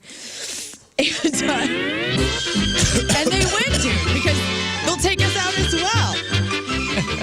You know what I mean? I've been waiting to use that for years. Yeah. It's usually used on me, which I'm getting more and more used to. I know what you're saying, but you said aliens and I had to go Rizz there. Aliens are trying to... What if it is, though? Like, just really, like, laugh right now, but then when you go home and you're having a little quiet moment, think about how technology has happened and how we're all addicted to our phones, and now we're the, soulless robots on our phones, and we're all giving into the god of the AI, and it's all about AI and technology. Wait. That could have been the aliens that we think exist that are these big green Martians are actually the technological gods that we all subscribe to now. Whoa. So let me follow That's this. like Neil Gaiman's technology are our new gods. So the alien beings, which you called tech gods a moment ago, they have fashioned some sort of technology to have us here, but can't do the AI. They can't create AI. They can't create Gemini and ChatGPT on their own. So that's what we're here to do is to create then a tech that the tech gods cannot create on their own? No, that's how they invade, and that's how they take over planet Earth. And so, like, maybe there's other Earths where natural human beings or life exists and no technology. Like, I mean, just look at the history of the world. Like, we all began in caves, right? And then the wheel was formed, and then little things started trickling in. And I mean, human beings are amazing, but they implanted on us to make what we care about now. I don't know. It's a crazy, deep, weird thought that I had on Sunday It's not after that I did my uncommon, gardening. though. What were you doing on Sunday? I don't want to go into it, but I was having a Sunday. She was drinking her little seltzers Yeah, and the getting weed gods crazy. are here too, okay? But honestly, there's been first of all, American Gods by Neil Gaiman. Read that book. He talks about how the old gods we gave up on, like Zeus and Apollo and all of those gods, are fighting with the new gods, which are technology, social media, all of these. It's very interesting. Cocaine. And then, but there's also been a lot of conspiracies out there about, and this is common, so you're not off track here, that we had such a jump in technology in like the 50s that we think that the Area 51 is like the reverse engineering of alien technology and that we weren't ready for all this tech. But what if they gave it to us knowing we'd reverse engineer it and it would biofarm a planet? Maybe oxygen isn't what they breathe, and they're like, let them kill all the water and oxygen. Right. We're beings that survive on smog and sulfate. Whoa, dude. Fascinating. It is fascinating. You ever seen an octopus use an AI, dude? No. Thank you, Rafe. Anyway, Octopi are trying to get us, man. Wow, that's really neat. Okay, next. If you want to know my dispensary, just Next, King Scott movie. Did you guys know King Scott has a role in 28 Years Later? Movie was a solid A, but there was an unnecessary amount of zombie dong flopping around, and it was big.